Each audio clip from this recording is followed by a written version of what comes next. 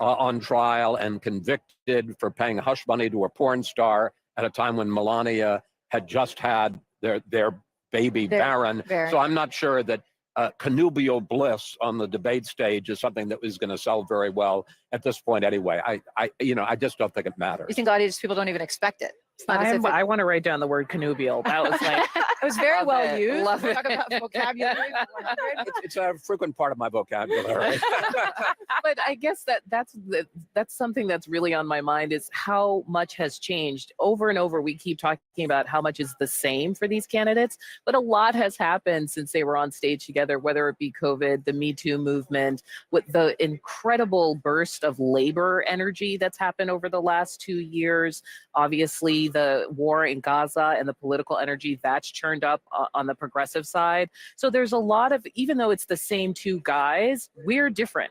And there's a lot of dynamics that have changed. Also, January 6th, Donald Trump and Joe Biden have not shared the debate stage. And that's another thing to watch for tonight is what Donald Trump is prepared to say about that, but also President Biden himself, what he's prepared to say. About it, this is an issue that President Biden obviously cares about so much. He's delivered speeches on the anniversary of January 6th and come out and talked about that. At one searing message on the anniversary of it, he said that Trump had a knife at democracy's throat. I mean, it's a speech that we've never seen in presidential history before, someone going after their predecessor so directly. And this will be the first time for Joe Biden to confront Donald Trump about it on stage. And that's a moment to certainly watch to see how Donald Trump defends himself on it, but also how President Biden talks about it. And also, Casey, I'm sure they both have spent time thinking about if they are presented with a question on pardons. On both sides. Yes. I mean, right? One has to expect if you are Trump, you'll be asked about Hunter Biden. And if you're Biden, you're asked about Trump. Indeed. And it is one of those things that kind of puts on stark display. I mean, look, I think for the president, the sitting president, this is something that, I mean, they have been very definitive about saying we're not going to do this. Biden has been definitive. I mean, he was even definitive about a commutation. I wonder, I mean, I think there are probably a lot of parents out there who look at that and say, if you had the power to do that, how could you not? So I think that the dynamics there are very layered. I think the Trump question is also one that, pulls, I think, pulls the country into focus in that we are, and I think that big picture, we maybe have not just said this as directly as we should. We are incredibly divided as a country, more than we probably have been you have to go back to, I think, the 1960s probably to find a moment that is as tense as this one, even though this race has sort of been at this status quo. The volatility that is underneath the surface is just so intense. And this question of pardons and what may or may not happen to Donald Trump is a question about the country and our divisions and our potential unity. And that is a very, very complicated thing to weigh. And all that on display tonight. And just a quick note, we do have some video just in of the presidential motorcade arriving here at CNN headquarters with less than 15 minutes to go till the debate begins. We will all be right back with some final thoughts.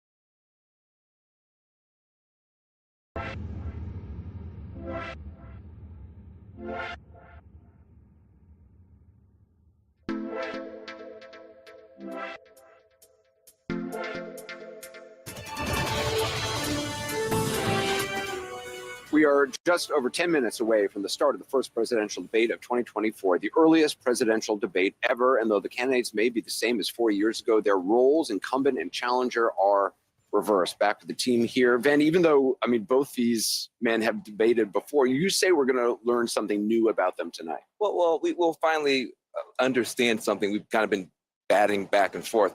You know, with Biden, the question is, we're going to learn how much have his debating skills declined.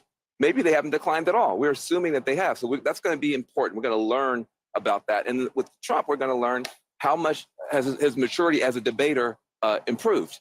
We've seen him do crazy stuff as a debater. We've seen him do somewhat smarter. But we're not the only people that care about this. I just want to point that out. The whole world is watching tonight. It's not just about America. You got soldiers on the front line in Ukraine who are listening on radios right now trying to figure out, are they going to have a country after this election? You have people on island nations with the waters rising, wondering if climate policy is going to be thrown in the garbage can in this country. This is a very important moment coming up here, and I think that it's not just these individual points. Who are these men? Who have they become over the past 4 years? That's going to be revealed. And what are they going to do? Yeah. In the White House, if they are there for another 4 years. I mean, I think particularly for Trump, there are a lot of unanswered questions about how he might govern a second time around. What is he going to do on abortion? What is he going to do when it comes to the federal government? What is he going to do on healthcare, on the border? The broad strokes, I think he's operated in the broad strokes at his rallies and in the very friendly interviews that he has done. But this is the moment when we need to get down to brass tacks about what it actually is. And he cannot just be on all sides of the abortion issue, for example. The American people are going to need answers. Yeah, but I don't think Americans are looking for a policy debate. You're not going to get it with these very brief answers. This is performative. How do they look? Can they articulate an answer quickly and succinctly and wrap it up in the 2 minutes they have? That's what people are going to watch. They look like they're on their game. Right? Do they have energy? That is true to a point. Stage, it's going to matter to people. That is true to a point, Dave. And certainly for the president, it's very important. But it's not just how he says what he says; it's what he says, and can he? These issues that you're talking about, can he land punches on Trump and not allow Trump to turn this into a referendum on Biden? And that to me is very key about how this thing goes. And I'm struck by the historic moment that we're in, and the whole world is watching. This is simulcast internationally, where you have a man who played a role in inciting an insurrection, denied the election results, has now been criminally convicted as the first felon running for president. And 18 weeks from now, we may wake up to it being President-elect Donald Trump. That's where we're at. And Joe Biden has made his message. It is about preserving what America is, an American democracy. Yet he's underperforming. Tonight is the night he has to show up. The stakes are so high, and if he doesn't, there needs to be a real conversation about what's. What does it say about the Biden administration? You're going through that laundry list of horribles, and yet Donald Trump's ahead. That's my point. I think it's actually a little bit beyond what you said. Yes, those things are true about Donald Trump that you laid out, but also Joe Biden ran on unity, national unity. And he said he ran because of Charlottesville. And when I think about what you said about our divisions and what kind of a country are we going to have, I think a lot of people are asking themselves tonight, what kind of a country do we have today? You look at the divisions in this country right now, we're having Charlottesville on steroids every day in this country.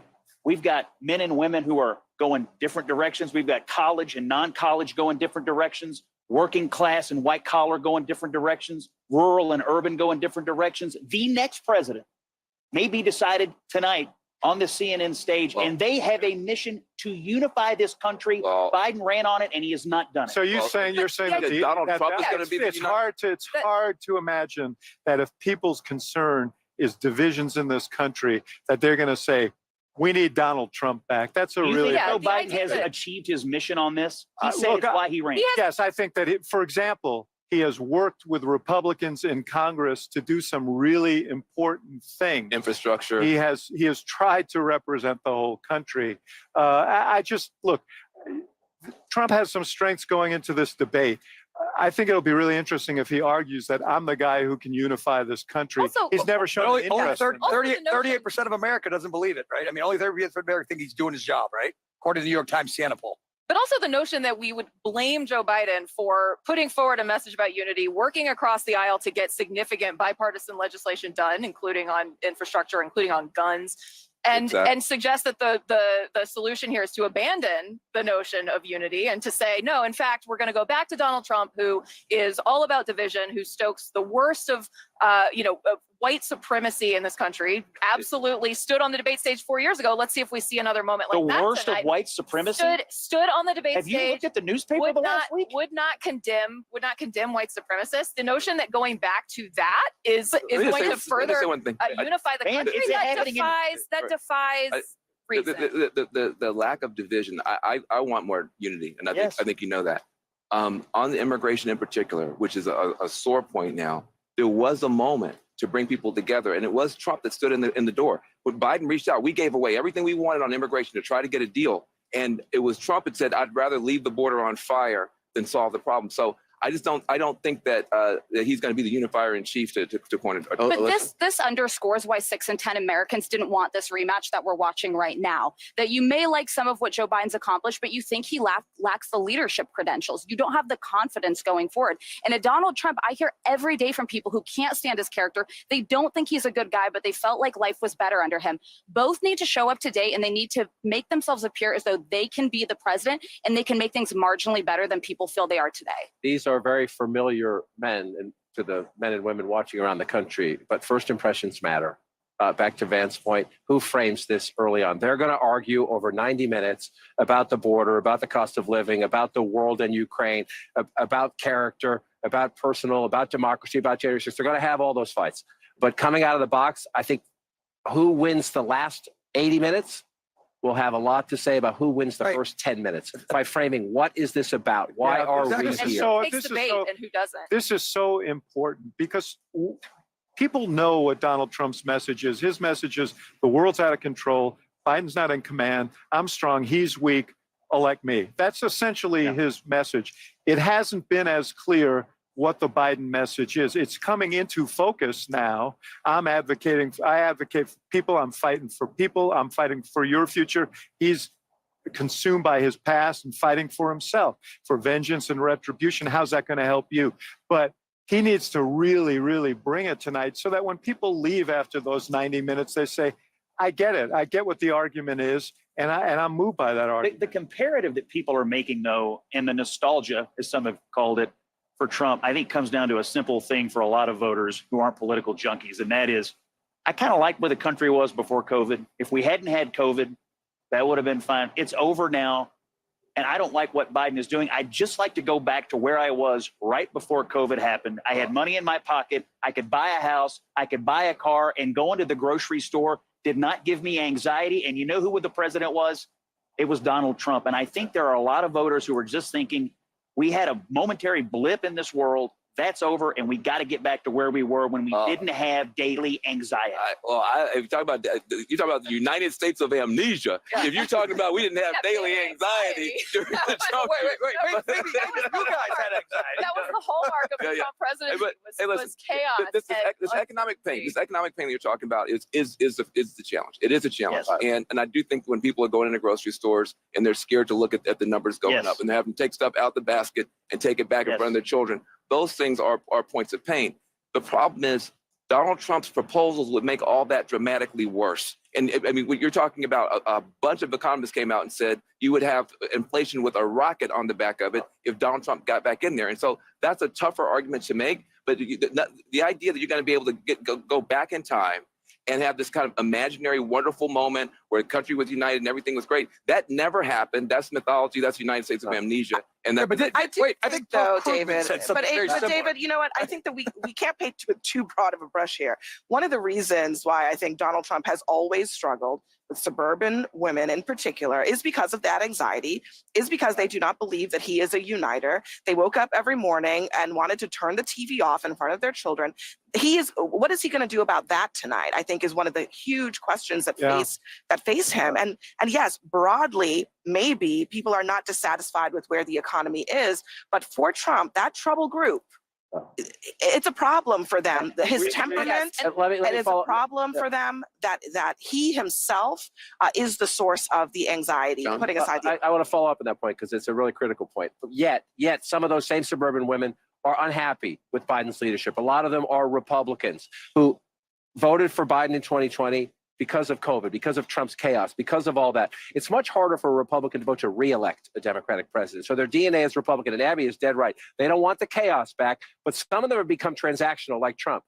He'll close the border, he'll cut my taxes, I'll block all that stuff out. I think the challenge for the president tonight, for both of them really, the country's drifting. People are still dealing with COVID. You might think you're not dealing with COVID. Everybody at this table is dealing with COVID. Those of us with kids understand what it's like to deal with the COVID hangover. Then the cost of living thing came in. The American people don't feel there's a North Star. Where are we going? There's nobody saying it's hard, it's tough. We're going to make some mistakes along the way, but that's where we're going. That's just gone in America right now. If one of them can at least give a spark of that, maybe you change this is actually, I think, the other problem for both men. Neither of them are great visionaries about, painting a picture of what is the country supposed to be. And it's hard for them because they both are not the most articulate men in the world. I don't know how that's going to play out tonight. We'll see tonight.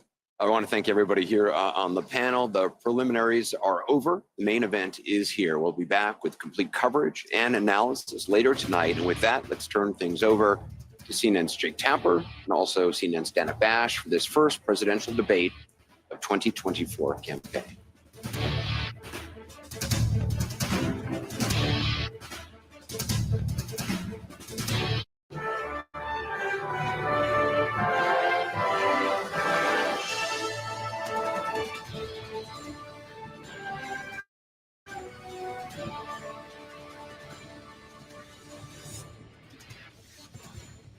We're live from Georgia, a key battleground state in the race for the White House. In just moments, the current U.S. president will debate the former U.S. president as their party's presumptive nominees, a first in American history. We want to welcome our viewers in the United States and around the world to our studios in Atlanta. This is the CNN presidential debate. This debate is being produced by CNN and is coming to you live on CNN, CNN International, CNN.com, CNN Max, and CNN Espanol. This is a pivotal moment between President Joe Biden and former President Donald Trump in their rematch for the nation's highest office. Each will make his case to the American people with just over 4 months until Election Day. Good evening, I'm Dana Bash, anchor of CNN's Inside Politics and co-anchor of State of the Union. I'm Jake Tapper, anchor of CNN's The Lead and co-anchor of State of the Union. Dana and I will co-moderate this evening. Our job is to facilitate a debate between the two candidates tonight. Before we introduce them, we want to share the rules of the debate with the audience at home. Former President Trump will be on the left side of the screen. President Biden will be appearing on the right. A coin toss determined their positions. Each candidate will have 2 minutes to answer a question and 1 minute each for responses and rebuttals. An additional minute for follow-up, clarification, or response is at the moderator's discretion. When it's time for a candidate to speak, his microphone will be turned on and his opponent's microphone will be turned off. Should a candidate interrupt when his microphone is muted, he will be difficult to understand for viewers at home. At the end of the debate, each candidate will get 2 minutes for closing statements. There is no studio audience tonight. Pre-written notes, props, or contact with campaign staff are not permitted during the debate. By accepting our invitation to debate, both candidates and their campaigns agreed to accept these rules. Now, please welcome the 46th President of the United States, Joe Biden.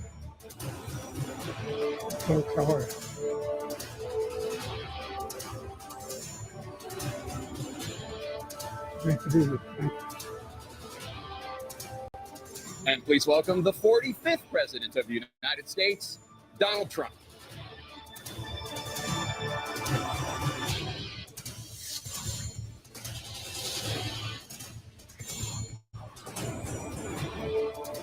Gentlemen, thanks so much for being here. Let's begin the debate, and let's start with the issue that voters consistently say is their top concern, the economy. President Biden, inflation has slowed, but prices remain high. Since you took office, the price of essentials has increased. For example, a basket of groceries that cost $100 then now costs more than $120. And typical home prices have jumped more than 30%. What do you say to voters who feel they are worse off under your presidency than they were under President Trump? We got to take a look at what I was left when I became president and what Mr. Trump left me. We had an economy that was in free fall. The pandemic was so badly handled. Many people were dying. All he said was, it's not that serious. Just inject a little bleach into your arm. You'll be all right. The economy collapsed. There were no jobs. Unemployment rate rose to 15%. It was terrible. And so what we had to do is try to put things back together again. And that's exactly what we began to do. We created 15,000 new jobs.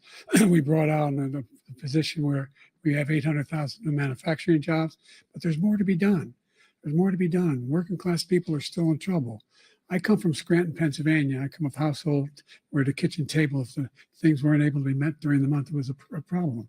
Price of eggs, the price of gas, the price of housing, the price of a whole range of things. That's why I'm working so hard to make sure I deal with those problems. And we're going to make sure that we reduce the price of housing. We're going to make sure we build 2 million new units. We're going to make sure we cap rents so corporate greed can't take over. The combination, what I was left with in corporate greed, is the reason why we're in this problem right now. In addition to that, we're in a situation where if you take a look at all that was done in his administration, he didn't do much at all. By the time he left, things were in chaos, literally chaos. And so we put things back together. We created, I said, those jobs. We make sure we had a situation where we brought down the price of prescription drugs, which is a major issue for many people, to $15 for an insulin shot as opposed to $400. No senior has to pay more than $200 for any drug, all the drugs they can include beginning next year. And the situation is we're going to make that available to everybody, to all Americans. So we're working to bring down the price around the kitchen table, and that's what we're going to get done. Thank you. President Trump? We had the greatest economy in the history of our country. We have never done so well. Everybody was amazed by it. Other countries were copying us. We got hit with COVID. And when we did, we spent the money necessary so we wouldn't end up in a Great Depression, the likes of which we had in 1929. By the time we finished, so we did a great job. We got a lot of credit for the economy, a lot of credit for the military, and no wars and so many other things. Everything was rocking good. But the thing we never got the credit for, and we should have, is getting us out of that COVID mess.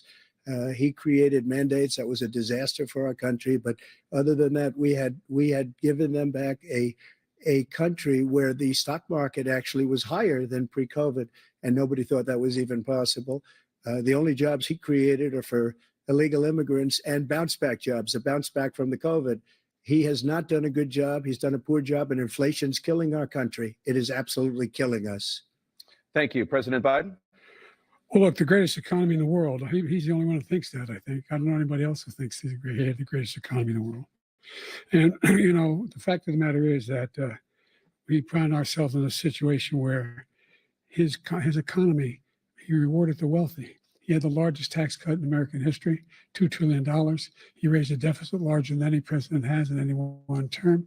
He's the only president other than Herbert Hoover who's lost more jobs than he had when he began, since Herbert Hoover. The idea that he did something that was significant. And the military, when he was president, they were still killing people in Afghanistan. He didn't do anything about that. When he was president, we were still finding ourselves in a position where you had a notion that we were this safe country. The truth is, I'm the only president this century that doesn't have this decade, that doesn't have any troops dying anywhere in the world like he did. President Trump, I want to follow up if I can. Am I allowed to respond to him? Well, I'm going to ask you a follow-up. You can do whatever you want with the minute that we give you. I want to follow up. You want to impose a 10% tariff on all goods coming into the U.S. How will you ensure that that doesn't drive prices even higher? It's not going to drive them higher. It's just going to cost countries that have been ripping us off for years, like China and many others, in all fairness to China. It's going to just force them to pay us a lot of money, reduce our deficit tremendously, and give us a lot of power for other things. But he made a statement. The only thing he was right about is I gave you the largest tax cut in history. I also gave you the largest regulation cut in history. That's why we had all the jobs.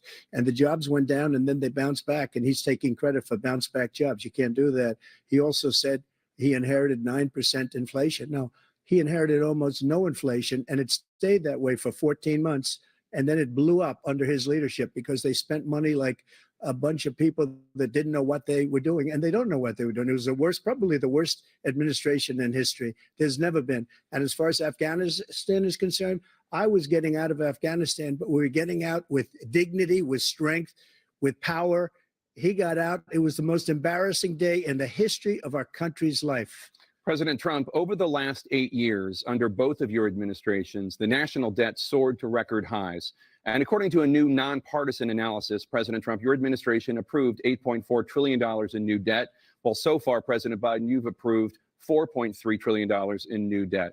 So, former President Trump, many of the tax cuts that you signed into law are set to expire next year. You want to extend them and go even further, you say.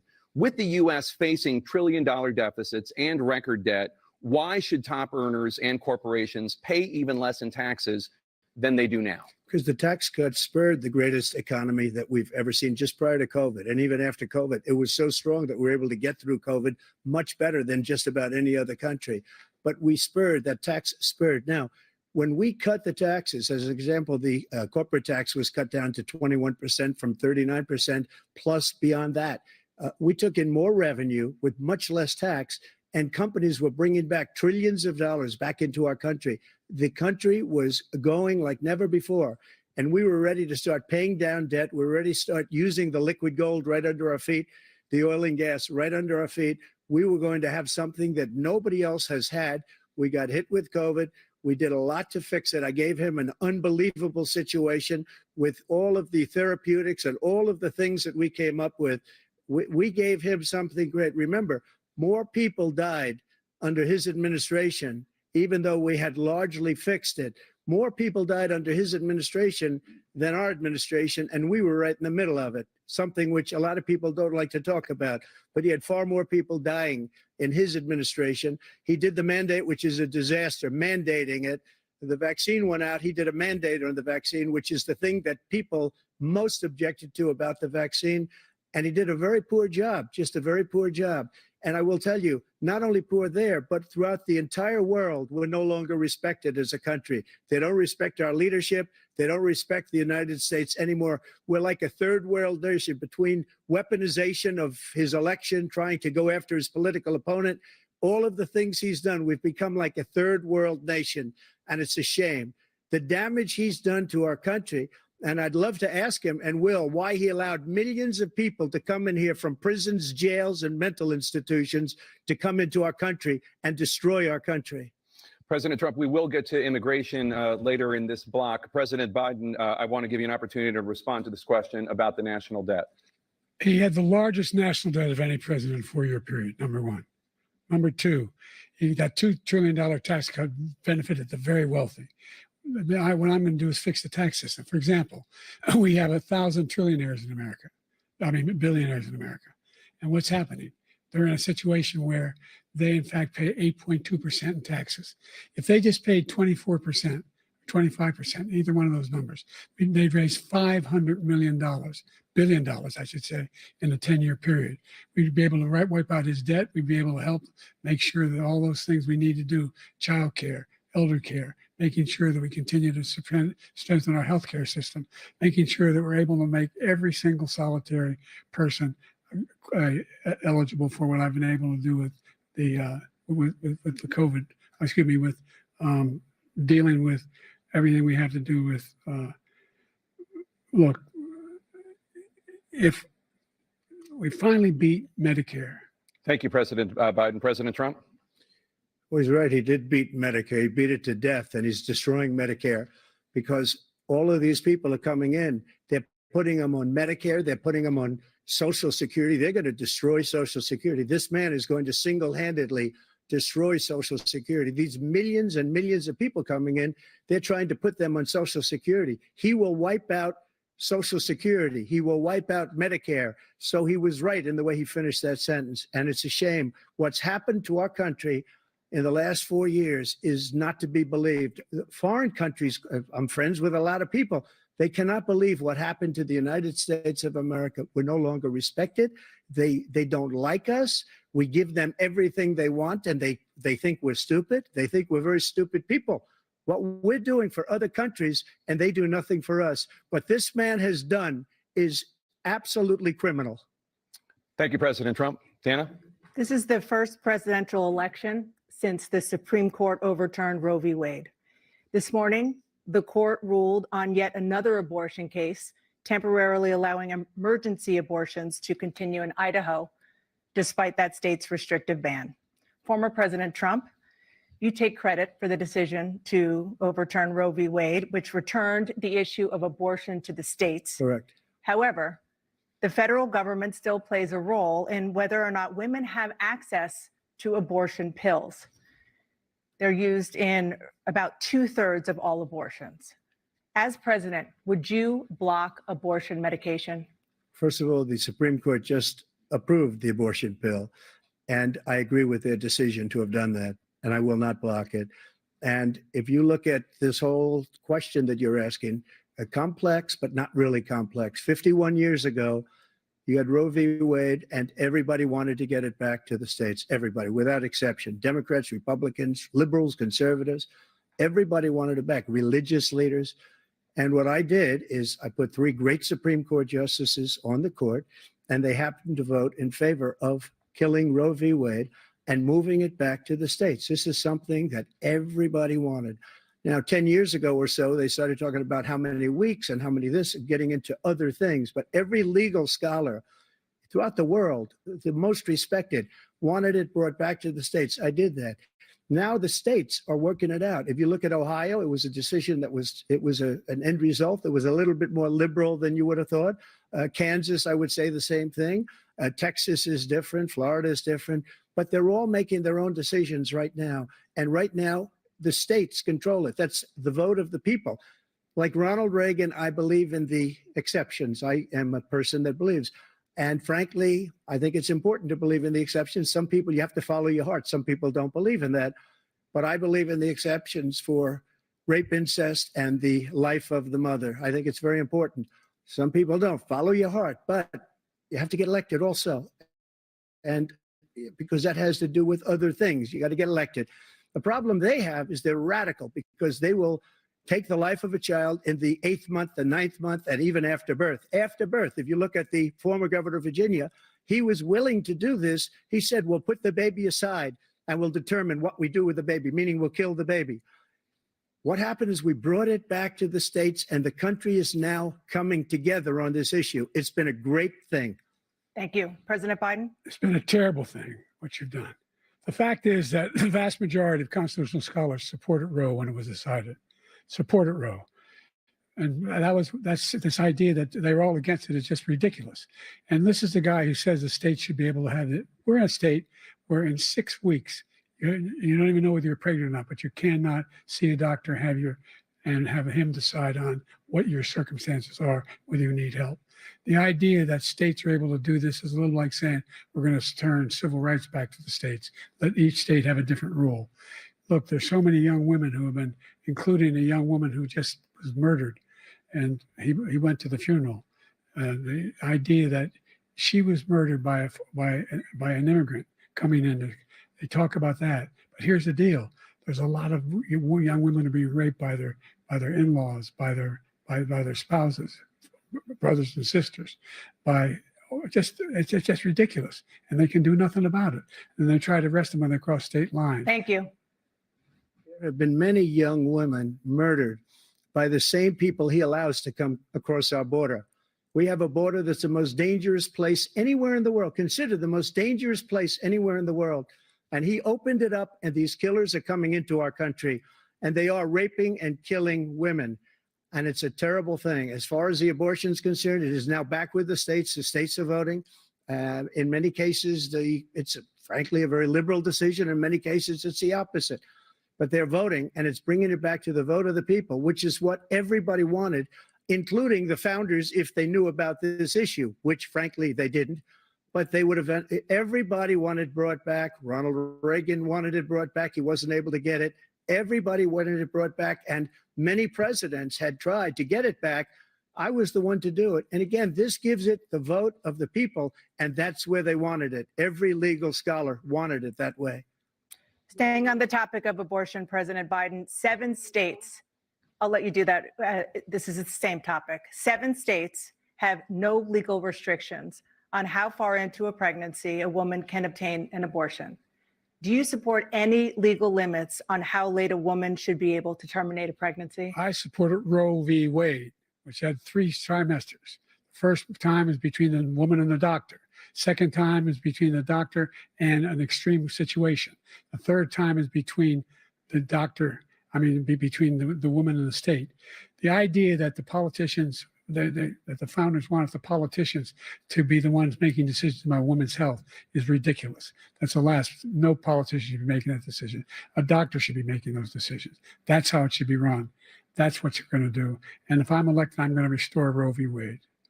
So that means he can take the life of the baby in the 9th month and even after birth, because some states, Democrat run, take it after birth. Again, the former governor of Virginia, put the baby down, then we decide what to do with it. So he's willing to, as we say, rip the baby out of the womb in the 9th month and kill the baby. Nobody wants that to happen, Democrat or Republican. Nobody wants it to happen. That is simply not true. That Roe v. Wade does not provide for that. That's not the circumstance. Only if a woman's life is in danger, she's going to die. That's the only circumstance in which that can happen. But we are not for late-term abortion, period, period, period. Under Roe v. Wade, you have late-term abortion. You can do whatever you want, depending on the state. You can do whatever you want. We don't think that's a good thing. We think it's a radical thing. We think the Democrats are the radicals, not the Republicans. For 51 years, that was the law. 51 years, constitutional scholarship said it was the right way to go. 51 years, and it was taken away because this guy put very conservative members on the Supreme Court. He takes credit for taking it away. What's he going to do? What's he going to do, in fact, if the MAGA Republicans, he gets elected, and the MAGA Republicans control the Congress, and they pass a universal ban on abortion, period, across the board at 6 weeks or 7 or 8 or 10 weeks, something very, very conservative. Is he going to sign that bill? I'll veto it. He'll sign it. Thank you. Let's turn now to the issue of immigration and border security. President Biden, a record number of migrants have illegally crossed the southern border on your watch. Overwhelming border states and overburdening cities such as New York and Chicago, and in some cases causing real safety and security concerns. Given that, why should voters trust you to solve this crisis? Because we worked very hard to get a bipartisan agreement that not only changed all of that, it made sure that we are in a situation where you had no circumstance where they could come across the border with the number of border police there are now. We significantly increased the number of asylum officers. Significantly, by the way, the Border Patrol endorsed my position. In addition to that, we found ourselves in a situation where when he was president, he was separating babies from their mothers, putting them in cages, making sure the families were separated. That's not the right way to go. What I've done since I've changed the law, what's happened? I've changed it in a way that now you're in a situation where there are 40% fewer people coming across the border illegally. That's better than when he left office. And I'm going to continue to move until we get the total ban on the total initiative relative to what we can do with more Border Patrol and more asylum officers. President Trump? I really don't know what he said at the end of that sentence. I don't think he knows what he said either. Look, we had the safest border in the history of our country. The border, all he had to do was leave it. All he had to do was leave it. He decided to open up our border, open up our country to people that are from prisons, people that are from mental institutions, insane asylum, terrorists. We have the largest number of terrorists coming into our country right now, all terrorists, all over the world, not just in South America, all over the world. They come from the Middle East, everywhere, all over the world, they're pouring in. And this guy just left it open. And he didn't need legislation because I didn't have legislation. I said, close the border. We had the safest border in history. In that final couple of months of my presidency, we had, according to Border Patrol, who is great, and by the way, who endorsed me for president, but I won't say that, but they endorsed me for president. Brandon, just speak to him. But look, we had the safest border in history. Now we have the worst border in history. There's never been anything like it. And people are dying all over the place, including the people that are coming up in Thank you, President Trump. caravans. President Biden? The only terrorist who's done anything across the border is one who came along and killed three, and his administration killed an Al-Qaeda person coming in his administration, killed three American soldiers. That's the only terrorist that's there. I'm not saying that no terrorist ever got through, but the idea they're emptying their prisons, we're welcoming these people, that's simply not true. There's no data to support what he said. Once again, he's exaggerating, he's lying. President Trump, staying on the topic of immigration, you've said that you're going to carry out, quote, the largest domestic deportation operation in American history, unquote. Does that mean that you will deport every undocumented immigrant in America, including those who have jobs, including those whose spouses are citizens, and including those who have lived here for decades? And if so, how will you do it? Just 1 second. He said we killed 3 people. The people we killed are al-Baghdadi and Soleimani, the 2 greatest terrorists, biggest terrorists anywhere in the world. And it had a huge impact on everything, not just border, on everything. He's the one that killed people with the bad water, including hundreds of thousands of people dying, and also killing our citizens when they come in. We are living right now in a rat's nest. They're killing our people in New York, in California, in every state in the union, because we don't have borders anymore. Every state is now a border. And because of his ridiculous, insane, and very stupid policies, people are coming in and they're killing our citizens at a level that we've never seen. We call it migrant crime. I call it Biden migrant crime. They're killing our citizens at a level that we've never seen before. And you're reading it like these 3 incredible young girls over the last few days. One of them, I just spoke to the mother, and he just had the funeral for this girl, 12 years old. This is horrible what's taken place. What's taken place in our country, we're literally an uncivilized country now. He doesn't want it to be. He just doesn't know. He opened the borders. Nobody's ever seen anything like.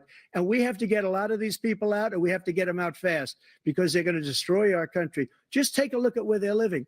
They're living in luxury hotels in New York City and other places.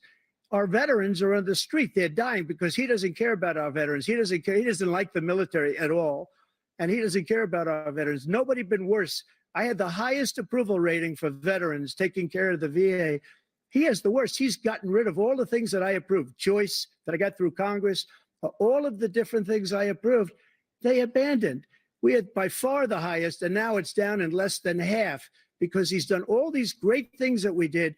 And I think he did it just because I approved it, which is crazy. But he has killed so many people at our border by allowing all of these people to come in. And it's a very sad day in America. President Biden, you have the mic. Every single thing he said is a lie. Every single one. For example, veterans are a hell of a lot better off since I passed the PACT Act. 1 million of them now have insurance, and their families have it. Their families have it because what happened, whether it was Agent Orange or burn pits, they're all being covered now. And he opposed, his group opposed that. We're also in a situation where we have great respect for veterans. My son spent a year in Iraq, living next to one of those burn pits, came back with stage 4 glioblastoma. I was recently in France for D-Day, and I spoke all about those heroes that died. I went to the World War I cemetery he refused to go to. He was standing with his 4-star general, and he told me, he said, I don't want to go in there because they're a bunch of losers and suckers. My son was not a loser, he was not a sucker. You're the sucker, you're the loser. President Trump? First of all, that was a made-up quote, suckers and losers. They made it up. It was in a third-rate magazine that's failing, like many of these magazines. He made that up. He put it in commercials. We've notified him. We had 19 people that said I didn't say it. And think of this. Who would say I'm at a cemetery or I'm talking about our veterans? Because nobody's taken better care. I'm so glad this came up and he brought it up. There's nobody that's taken better care of our soldiers than I have. To think that I would, in front of generals and others, say suckers and losers. We have 19 people that said it was never said by me. It was made up by him, just like Russia was made up, just like the 51 intelligence agents are made up, just like the new thing with the 16 economists are talking. It's the same thing. 51 intelligence agents said that the laptop was Russia disinformation. It wasn't. That came from his son, Hunter. It wasn't Russia disinformation. He made up the suckers and losers, so he should apologize to me right now. 4-star general standing to your side was on your staff who said you said it, period. That's number one. And number two, the idea that I have to apologize to you for anything along the line. We've done more for veterans than any president has in American history. And they now are in their family. The only sacred obligation we have as a country is to care for our veterans when they come home and their families and equip them when they go to war. That's what we're doing. That's what the VA is doing now. They're doing more for veterans than ever before in our history.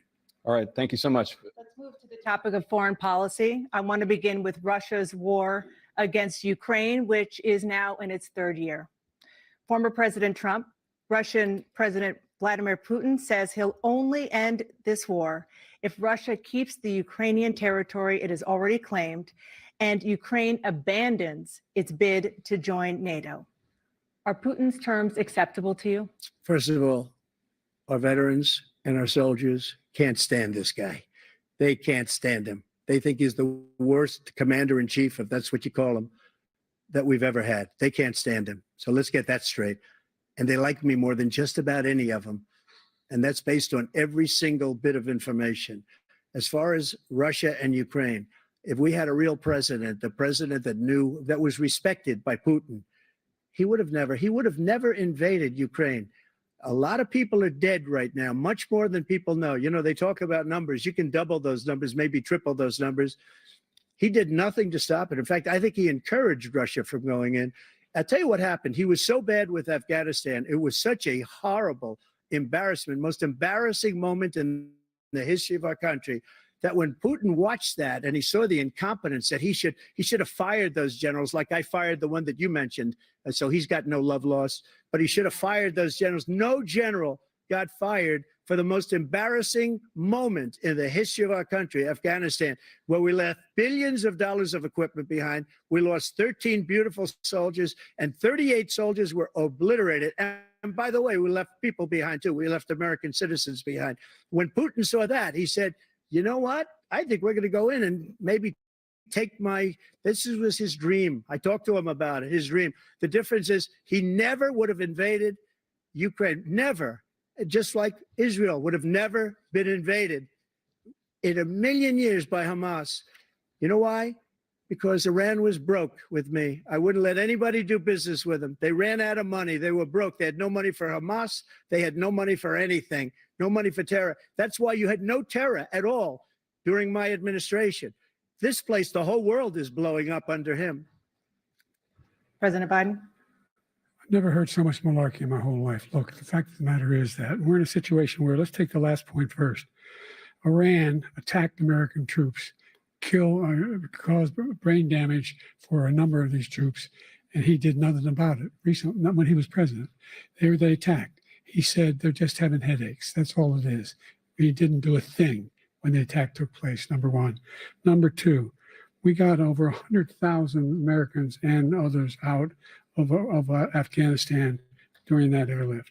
Number three, we found ourselves in a situation where, if you take a look at what Trump did in Ukraine, this guy told Trump, do whatever you want and do whatever you want. And that's exactly what Trump did to Putin, encourage him, do whatever you want. And he went in. And listen to what he said when he went in. He was going to take Kyiv in 5 days, remember? Because it's part of the old Soviet Union. That's what he wanted to reestablish, Kyiv. And he, in fact, didn't do it at all. He wasn't able to get it done.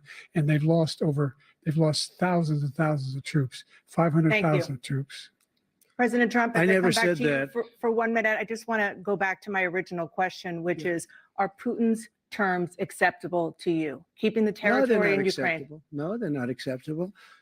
But look, this is a war that never should have started. If we had a leader in this war, he led everybody along. He's given $200 billion now or more to Ukraine. He's given $200 billion. That's a lot of money. I don't think there's ever been anything like it. Every time that Zelensky comes to this country, he walks away with $60 billion. He's the greatest salesman ever. And I'm not knocking him. I'm not knocking anything. I'm only saying the money that we're spending on this war, and we shouldn't be spending, it should have never happened. I will have that war settled between Putin and Zelensky as president-elect, before I take office on January 20th, I'll have that war settled. People being killed so needlessly, so stupidly, and I will get it settled, and I'll get it settled fast before I take office. President Biden, you have a minute. The fact is that Putin is a war criminal. He's killed thousands and thousands of people. And he has made one thing clear. He wants to reestablish what was part of the Soviet Empire, not just a piece. He wants all of Ukraine. That's what he wants. And then you think he'll stop there? Do you think he'll stop when if he takes Ukraine? What do you think happens to Poland? What do you think of Belarus? What do you think happens to those NATO countries? And so if you want a war, you ought to find out what he's going to do, because if in fact he does what he says and walks away, by the way, all that money we give Ukraine are from weapons we make here in the United States. We give them the weapons, not the money at this point. And our NATO allies have produced as much funding for Ukraine as we have. That's why we're strong. Thank you. Moving on to the Middle East. In October, Hamas attacked Israel, killing more than 1,000 people and taking hundreds of hostages. Among those held and thought to still be alive are 5 Americans. Israel's response has killed thousands of Palestinians and created a humanitarian crisis in Gaza. President Biden, you've put forward a proposal to resolve this conflict, but so far Hamas has not released the remaining hostages, and Israel is continuing its military offensive in Gaza. So what additional leverage will you use to get Hamas and Israel to end the war? You have 2 minutes. Number one, everyone from the United Nations Security Council straight through to the G7 to the Israelis and Netanyahu himself have endorsed the plan I put forward, which has 3 stages to it. The first stage is trade the hostages for a ceasefire. Second phase is a ceasefire with additional conditions. The third phase is the end of the war. The only one who wants the war to continue is Hamas. Number one, they're the only ones standing out. We're still pushing hard to get them to accept. In the meantime, what's happened in Israel? We're finding that the only thing I've denied Israel was 2,000-pound bombs. They don't work very well in populated areas. They kill a lot of innocent people. We're providing Israel with all the weapons they need and when they need them. And by the way, I'm the guy that organized the world against Iran when they had a full-blown intercontinental ballistic missile attack on Israel. No one was hurt. No one Israeli was accidentally killed, and it just stopped. We saved Israel. We are the biggest producer of support for Israel of anyone in the world. And so there are 2 different things. Hamas cannot be allowed to be continued. We continue to send our experts and our intelligence people as to how they can get Hamas like we did bin Laden. You don't have to do it. And by the way, they've been greatly weakened, Hamas, greatly weakened, and they should be. They should be eliminated. But you've got to be careful for using certain weapons among population centers. Just going back to Ukraine for 1 second. We have an ocean separating us. The European nations together have spent 100 billion, or maybe more than that, less than us. Why doesn't he call them and say, you got to put up your money like I did with NATO? I got them to put up hundreds of billions of dollars. The Secretary General of NATO said Trump did the most incredible job I've ever seen. They wouldn't have any, they were going out of business. We were spending almost 100% of the money was paid by us. He didn't do that. He's getting you got to ask these people to put up the money. We're over $100 billion more spent, and it has a bigger impact on them because of location, because we have an ocean in between. You got to ask them. As far as Israel and Hamas, Israel's the one that wants to go. He said the only one who wants to keep going is Hamas. Actually, Israel is the one, and you should let him go and let him finish the job. He doesn't want to do it. He's become like a Palestinian, but they don't like him because he's a very bad Palestinian. He's a weak one. President Biden, you have a minute. I've never heard so much foolishness. This is a guy who wants to get out of NATO. Are you going to stay in NATO? He's going to pull out of NATO. The idea that we have, our strength lies in our alliances as well. It may be a big ocean, but we're ever able to avoid a war in Europe, a major war in Europe? What happens if, in fact, you have Putin continue to go into NATO? We have an Article 5 agreement. Attack on one is attack on all.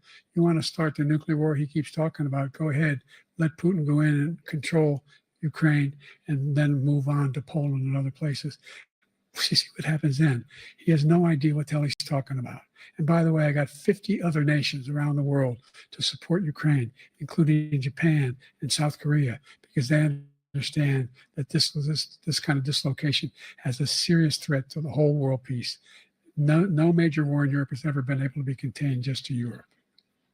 President Trump, just to follow up, would you support the creation of an independent Palestinian state in order to achieve peace in the region? I'd have to see, but before we do that, the problem we have is that we spend all the money.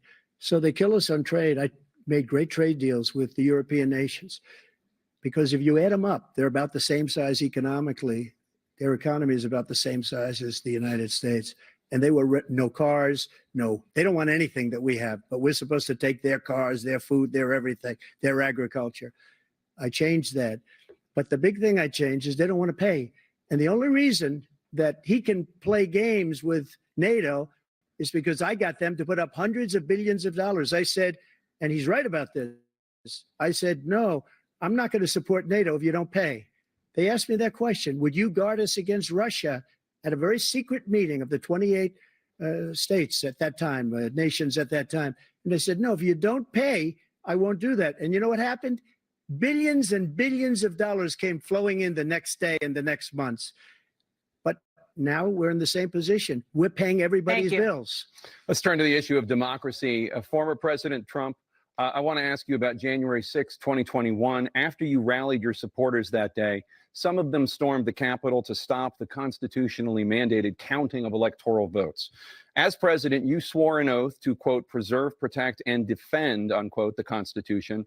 What do you say to voters who believe that you violated that oath through your actions and inaction on January 6th and worry that you'll do it again? Well, I don't think too many believe that. And let me tell you about January 6th.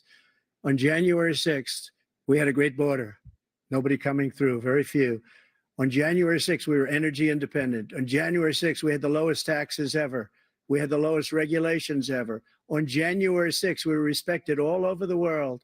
All over the world, we were respected. And then he comes in, and we're now laughed at. We're like a bunch of stupid people. What happened to the United States' reputation under this man's leadership is horrible, including weaponization, which I'm sure at some point you'll be talking about, where he goes after his political opponent because he can't beat him fair and square. You have 80 seconds left. My question was, what do you say to those voters who believe that you violated your constitutional oath through your actions and inaction on January 6, 2021, and worry that you'll do it again? Well, I didn't say that to anybody. I said peacefully and patriotically. And Nancy Pelosi, if you just watched the news from 2 days ago, on tape to her daughter, who's a documentary filmmaker, they say, but she's saying, oh, no, it's my responsibility. I was responsible for this because I offered her 10,000 soldiers or National Guard, and she turned them down. And the mayor in writing, by the way, the mayor in writing turned it down, the mayor of D.C. They turned it down. I offered 10,000 because I could see I had virtually nothing to do. They asked me to go make a speech. I could see what was happening. Everybody was saying they're going to be there on January 6th. They're going to be there. And I said, you know what? There's a lot of people coming. You could feel it. You could feel it too, and you could feel it. And I said, they ought to have some National Guard or whatever. And I offered it to her. And she now admits that she turned it down.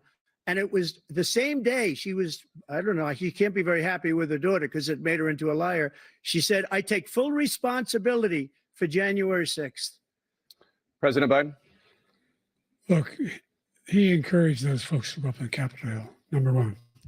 I sat in the dining room off the Oval Office. He sat there for 3 hours watching, begging, being begged by his vice president and a number of his colleagues on the Republican side as well to do something, to call for a stop, to end it. Instead, they talked about these people being patriots and great patrons of America. In fact, he says he'll now forgive them for what they've done. They've been convicted. He says he wants to commute their sentences and say that no. He went to every single court in the nation.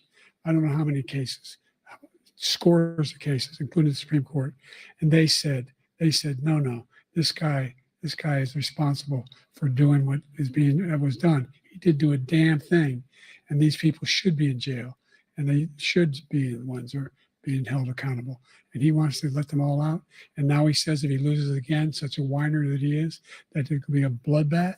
Thank you, President Biden. President Trump? What they've done to some people that are so innocent, you ought to be ashamed of yourself. What you have done, how you've destroyed the lives of so many people when they ripped down Portland, when they ripped down many other cities. You go to Minnesota, Minneapolis, what they've done there with the fires all over the city. If I didn't bring in the National Guard, that city would have been destroyed. When you look at all of they took over big chunks of Seattle. I was all set to bring in the National Guard. They heard that, they saw them coming, and they left immediately. What he said about this whole subject is so off. Peacefully patriotic. One other thing, the Unselect Committee, which is basically two horrible Republicans that are all gone now out of office, and Democrats, all Democrats, they destroyed and deleted all of the information they found because they found out we were right. We were right. And they deleted and destroyed all of the information. They should go to jail for that. If a Republican did that, they'd go to jail. Thank you, President Trump. President Biden, I want to give you a minute. The only person on this stage is a convicted felon is the man I'm looking at right now. And the fact of the matter is, what he's telling you is simply not true. The fact is that there was no effort on his part to stop what was going on up in Capitol Hill. And all those people, every one of those who were convicted, deserves to be convicted.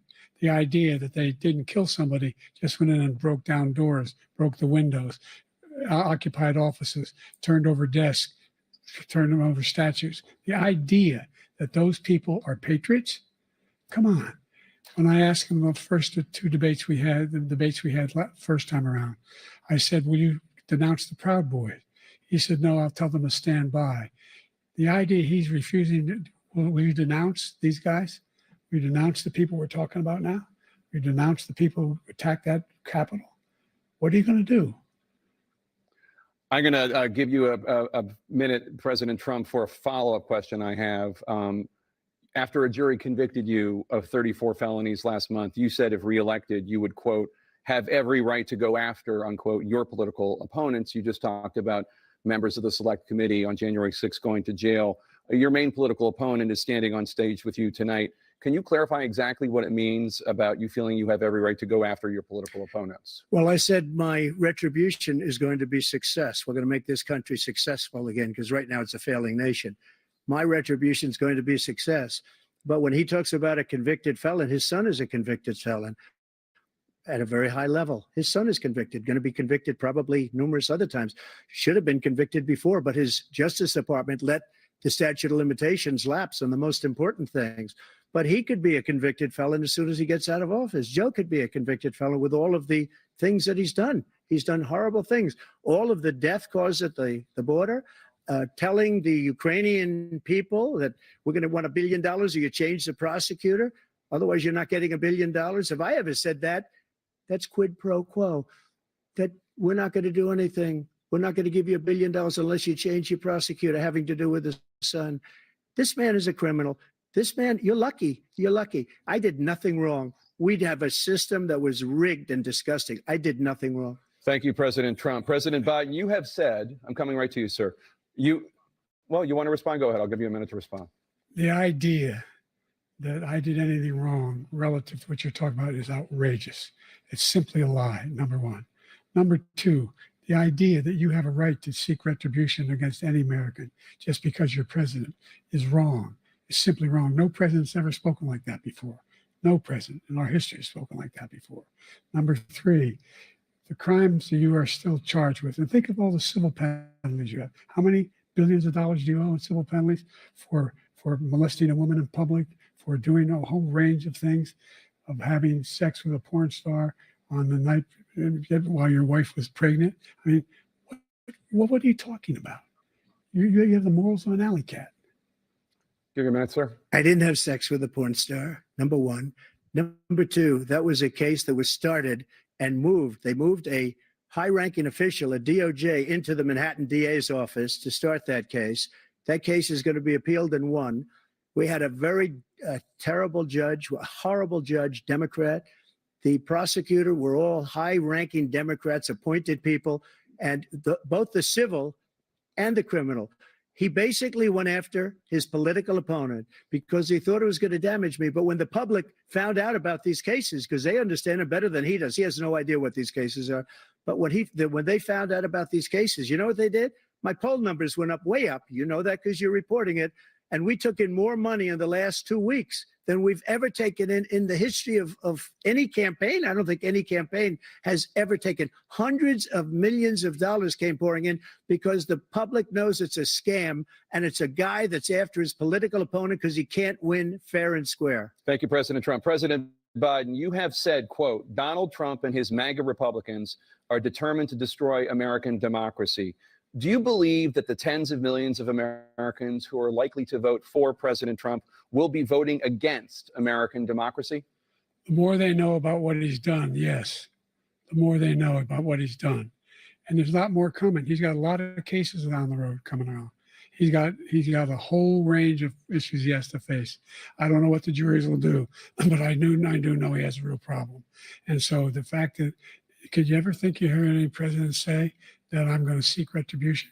Do you ever hear any presidents say that I thought Hitler had some good ideas? What got me involved to run in the first place after my son had died, I decided in Iraq, because of Iraq, I said I wasn't going to run again until I saw what happened in Charlottesville, Virginia. People coming out of the woods carrying swastikas on torches, and singing the same anti-Semitic bile they sang when back in Germany.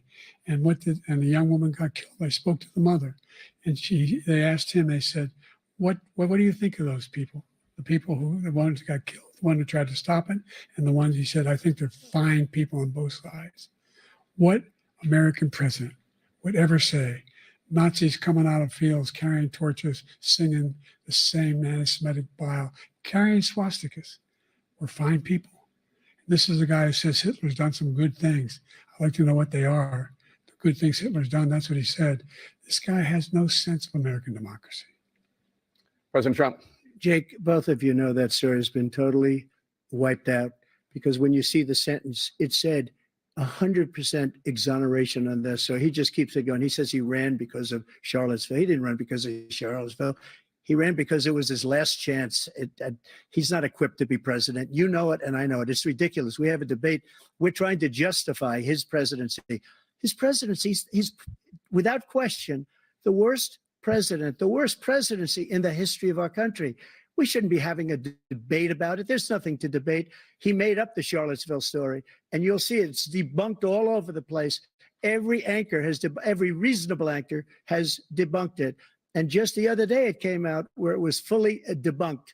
It's a nonsense story. He knows that, and he didn't run because of Charlottesville. He used that as an excuse to run. President Biden. And debunked. It happened. All you have to do is listen to what was said at the time. And the idea that somehow that's the only reason I ran because I was worried a guy like this guy could get elected. If he thought they were good people coming out of that forest, carrying those woods, carrying those torches, then he didn't deserve to be president. Didn't deserve to be president at all. And the idea that he's talking about all this being fabricated, we saw with our own eyes. We saw what happened on January 6th. We saw the people breaking through the windows. We saw people occupying his own vice president. Look, there's a reason why 40 of his 44 top cabinet officers refused to endorse him this time. His vice president hasn't endorsed him this time. So why? Why? They know him well. They serve with him. Why are they not endorsing him? Thank you, President Biden. We're going to be right back with more from the CNN presidential debate.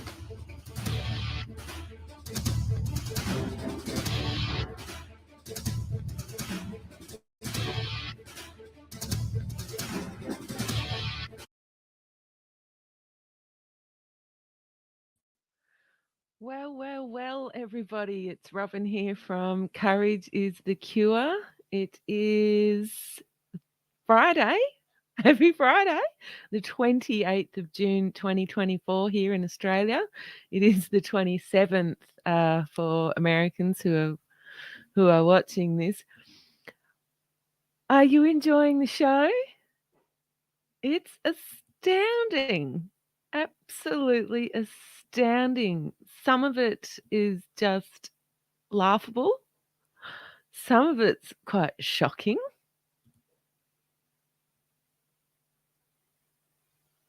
I'm a little bit speechless, to be honest.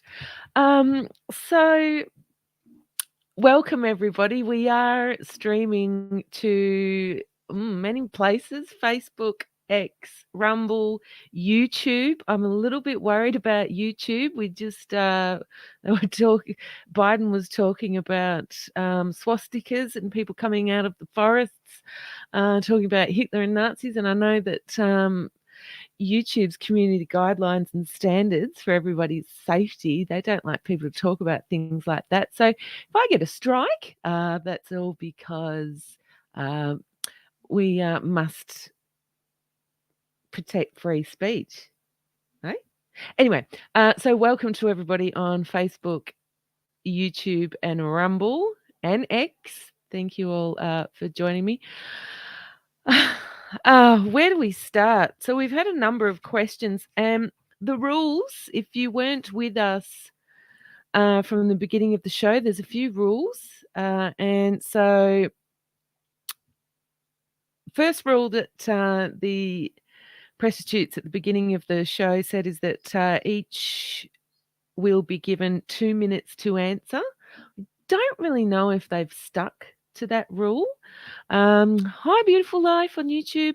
I did notice, actually, I will get on to the other rules, that the question, what additional leverage will Biden use to get Hamas and Israel to end the war? Oh, no, sorry, excuse me. The question, would you support independent Palestinian state to achieve peace in the region? Trump gave his answer. CNN then moved to the next question. They didn't even ask Biden to answer. I thought that was very interesting. Did anybody notice that? Biden didn't answer that question. So the first rule was each gets 2 minutes to answer, unless it's a question like that. Then they just, they don't need Biden's response because he probably wouldn't be able to answer. That's just my conspiracy, allegedly. Next rule was they then get 1 minute each to respond to the other person's answer. The mics are off when one is talking. That's hilarious. There's also, if you caught my short video on Facebook and on X, there's little green lights apparently on the podiums there, so that oh, we're back. We're back, everyone. The little green Welcome back light. to the CNN presidential debate live from Georgia. Let's talk about persistent challenges you both faced in your first terms, and you'd certainly face again in a second term. President Biden, while Black unemployment dropped to a record low under your presidency, Black families still earn far less than white families. Black mothers are still 3 times more likely to die from pregnancy-related causes, and Black Americans are imprisoned at 5 times the rate of white Americans. What do you say to Black voters who are disappointed that you haven't made more progress? They acknowledge they made a lot of progress, number one. The fact of the matter is there's more small Black businesses that have been started than any time in history. Number two, the wages of Black unemployment is the lowest level it's been in a long, long time. Number three, we're providing housing for Black Americans and dealing with the segregation that exists among these corporations that collude to keep people out of their houses. And in addition to that, we find that the impact on the choice that Black families have to make relative to childcare is incredibly difficult. When we did the first major piece of legislation in the past, I was able to reduce Black childcare costs. I cut them in half. We got to make sure we provide for childcare costs. We got to make sure, because when you provide those childcare protections, you increase economic growth because more people can be in the job market. So there's more to be done, considerably more to be done. But we've done a great deal so far, and I'm not letting up, and they know it. You have 49 seconds left. What do you say to Black voters who are disappointed with the progress so far? I say I don't blame them for being disappointed. Inflation is still hurting them badly. For example, I provided for the idea that any Black family first-time home buyers should get a $10,000 tax credit to be able to buy their first home so they can get started. I made sure that we're in a situation where all those Black families and those Black individuals who had to take out student loans that were ballooning, that if they were engaged in nursing, doctor, and anything having to do with volunteerism, if they paid their bills for 10 years on their student debt, all the rest was forgiven after 10 years. Millions have benefited from that. And we're going to do a whole lot more for Black families. Thank you, President Trump. And he caused the inflation. He's blaming inflation, and he's right. It's been very bad. He caused the inflation, and it's killing Black families and Hispanic families and just about everybody. It's killing people. They can't buy groceries anymore. They can't. You look at the cost of food where it's doubled and tripled and quadrupled. They can't live. They're not living anymore. He caused this inflation. I gave him a country with essentially no inflation. It was perfect. It was so good. All he had to do is leave it alone. He destroyed it with his Green New scam and all this money that's being thrown out the window. He caused inflation. As sure as you're sitting there, the fact is that his big kill on the Black people is the millions of people that he's allowed to come in through the border. They're taking Black jobs now, and it could be 18, it could be 19, and even 20 million people. They're taking Black jobs, and they're taking Hispanic jobs, and you haven't seen it yet, but you're going to see something that's going to be the worst in our history. Thank you. President Biden? There was no inflation when I became president. You know why? The economy was flat on its back, 15% unemployment. He decimated the economy. Absolutely decimated the economy. That's why there was no inflation at the time. There were no jobs. We provided thousands of millions of jobs for individuals who are in all communities, including minority communities. We made sure that they have health insurance. We have covered, the ACA has increased. I made sure that they're $8,000 per person in a family to get written off for health care. But this guy wants to eliminate that. They tried 50 times. He wants to get rid of the ACA again, and they're going to try again if they win. We find ourselves in a position where the idea that we're not doing any, we put more police on the street than any administration has. He wants to cut the cops. We're providing for equity and making sure people have a shot to make it. There's a lot going on, but in inflation, he caused it by his tremendous malfeasance in the way he handled the pandemic. Thank you. Another persistent challenge is the climate crisis. 2023 was the hottest year in recorded history, and communities across the country are confronting the devastating effects of extreme heat, intensifying wildfires, stronger hurricanes, and rising sea levels. Former President Trump, you've vowed to end your opponent's climate initiatives, but will you take any action as president to slow the climate crisis? Well, let me just go back to what he said about the police, how close the police are to him. Almost every police group in the nation from every state is supporting Donald J. Trump. Almost every police group. And what he's done to the Black population is horrible, including the fact that for 10 years he called them super predators. In the 1990s, we can't forget that. Super predators was his name, and he called it to them for 10, and they've taken great offense at it, and now they see it happening. But when they see what I did for criminal justice reform and for the historically Black colleges and universities, where I funded them and got them all funded, and the opportunity zones with Tim, as you know, Tim Scott was incredible. He did a great job, great senator from South Carolina. He came to me with the idea, and it was a great idea. It's one of the most successful economic development acts ever in the country, opportunity zones. And the biggest beneficiary are Blacks. And that's why we have the best numbers with them in maybe ever. They're saying ever. I read this morning where ever, the best numbers. He's lost much of the Black population because he's done a horrible job for Black people. He's also done a horrible job for Hispanics. But wait till you see these millions of people pouring into our country, and they're going to take the jobs, and it's already started, and you haven't seen anything yet. It's a disaster. You 38 seconds left. President Trump, will you take any action as president to slow the climate crisis? So I want absolutely immaculate clean water, and I want absolutely clean air, and we had it. We had H2O. We had the best numbers ever, and we were using all forms of energy, all forms, everything.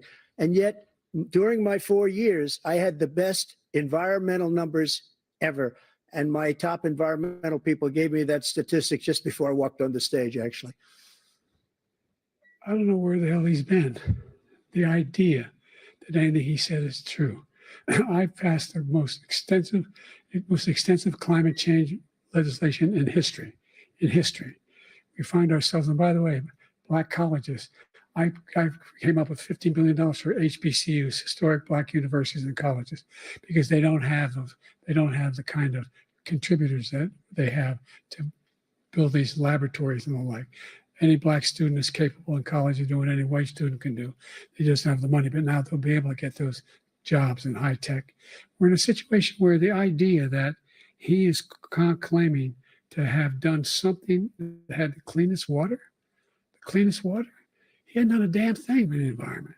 He pulled out of the Paris Peace Accord, Climate Accord.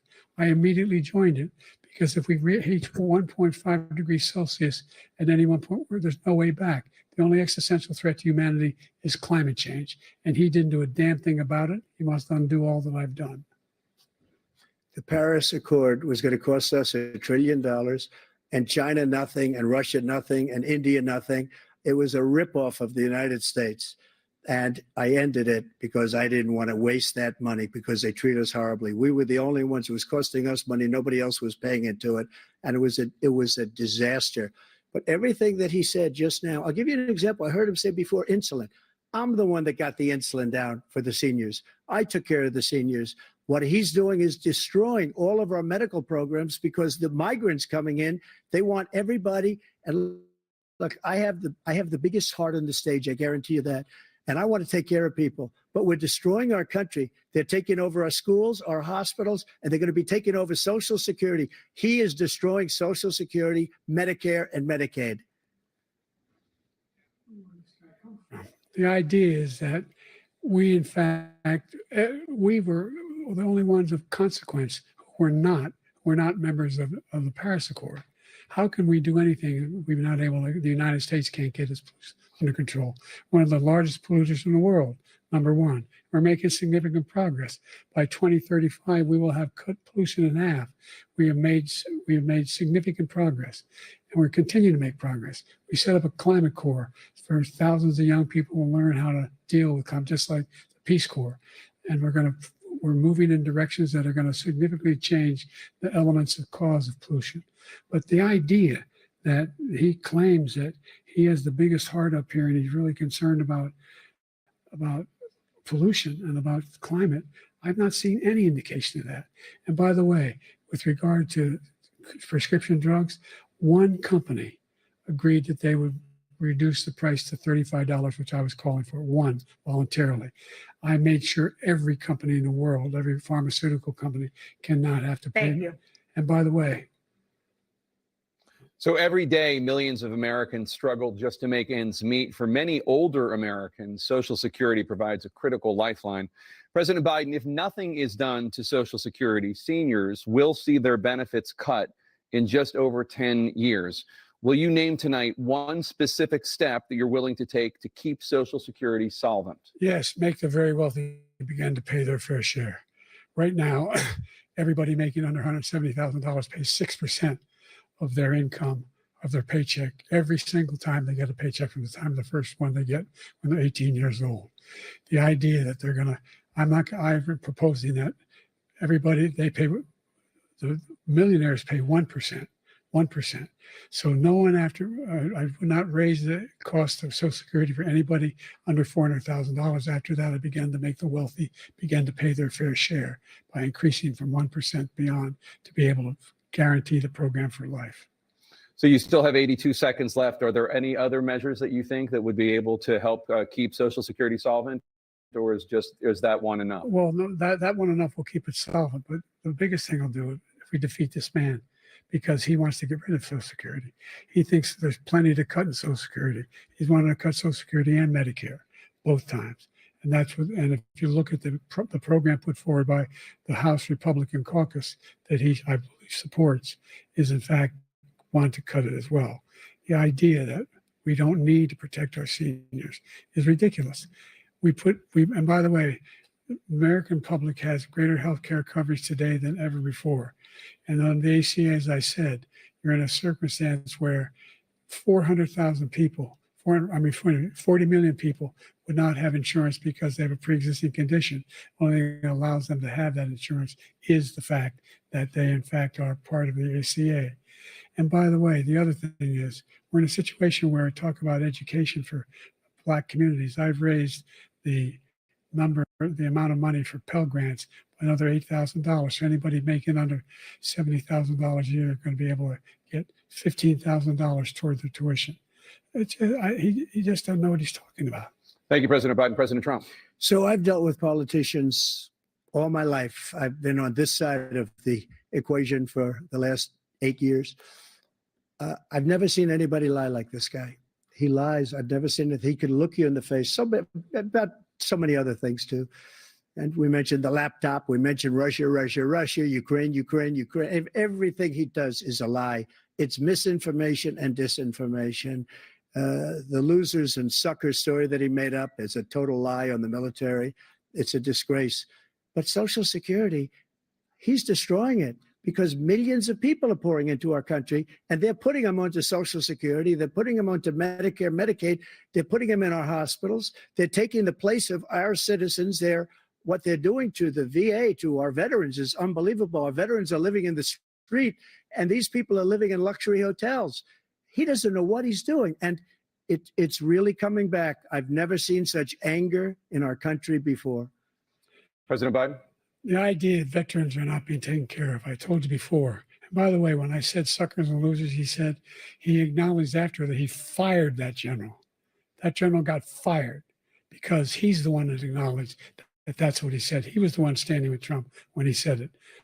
Number one. Number two, the idea that we're going to be in a situation where all these millions and millions, the way he talks about it, illegal aliens are coming into the country and taking away our jobs. There's a reason why we have the fastest growing economy in the world, the reason why we have the most successful economy in the world. We're doing better than any other nation in the world. And by the way, those 15 Nobel laureates he talked about being phony, those 15 Nobel laureates, economists, they all said that if Trump is reelected, we're likely to have a recession and inflation is going to increasingly go up. And by the way, worst president in history, 159 presidential scholars voted him the worst president in the history of the United States of America. President Biden, thank you so much. Let's turn to the cost of child care, which many American families struggle to afford. President Trump, both you and President Biden have tried to address this issue, but the average cost of child care in this country has risen to more than $11,000 a year per child. For many families, the cost of child care for 2 children is more than their rent. In your second term, what would you do to make childcare more affordable? Just to go back, the general got fired because he was no good. And if he said that, that's why he made it up. But we have 19 people that said I didn't say it, and they're very highly respected, much more so than him. The other thing is, he doesn't fire people. He never fired people. I've never seen him fire anybody. I did fire a lot. I fired Comey because he was no good. I fired a lot of the top people at the FBI, drained the swamp. They were no good. Not easy to fire people. You'd pay a price for it, but they were no good. I inherited these people. I didn't put them there. I didn't put Comey there. He was no good. I fired him. This guy hasn't fired anybody. He never fires. He should have fired every military man that was involved with that the Afghanistan horror show, the most embarrassing moment in the history of our country. He didn't fire. Did you fire anybody? Did you fire anybody that's on the border that's allowed us to have the worst border in the history of the world? Did anybody get fired for allowing 18 million people, many from prisons, many from mental institutions? Did you fire anybody that allowed our country to be destroyed? Joe, our country is being destroyed as you and I sit up here and waste a lot of time on this debate. This shouldn't be a debate. He is the worst president. He just said about me because I said it. But look, he's the worst president in the history of our country. He's destroyed our country. Now, all of a sudden, he's trying to get a little tough on the border. He came out with a nothing deal, and it reduced it a little bit, like this much. It's insignificant. He wants open borders. He wants our country to either be destroyed or he wants to pick up those people as voters. And I don't think we just can't let it happen. If he wins this election, our country doesn't have a chance, not even a chance, of coming out of this rut. We probably won't have a country left anymore. That's how bad it is. He is the worst in history by far. Thank you, President Trump. President Biden? We are the most admired country in the world. We're the United States of America. There's nothing beyond our capacity. We have the finest military in the history of the world, the finest in the history of the world. No one thinks we're weak. No one wants to screw around with us. Nobody, number one. Number two, the idea that we're talking about worst presidents. I wasn't joking. Look it up, go online. 159 or 58, don't hold me the exact number, presidential historians, they've had meetings and they voted who's the worst president in American history, one through best to worst. They said he was the worst in all of American history. That's a fact. That's not conjecture. He can argue they're wrong, but that's what they voted. The idea that he is doing anything to deal with child care, he did virtually nothing to child care. We should significantly increase the child care tax credit. We should significantly increase the availability of women and men or single parents to be able to go back to work. And we should encourage businesses to have. Thank you, President Biden. Facilities. President Trump, the question was about what would you do to make childcare more affordable, if you want to take your minute. Just so you understand, we have polling, we have other things that they rate him the worst because what he's done is so bad. And they rate me, I'll show you, I will show you. And they rate me one of the best, okay? And if I'm given another 4 years, I will be the best. I think I'll be the best. Nobody's ever created an economy like us. Nobody ever cut taxes like us.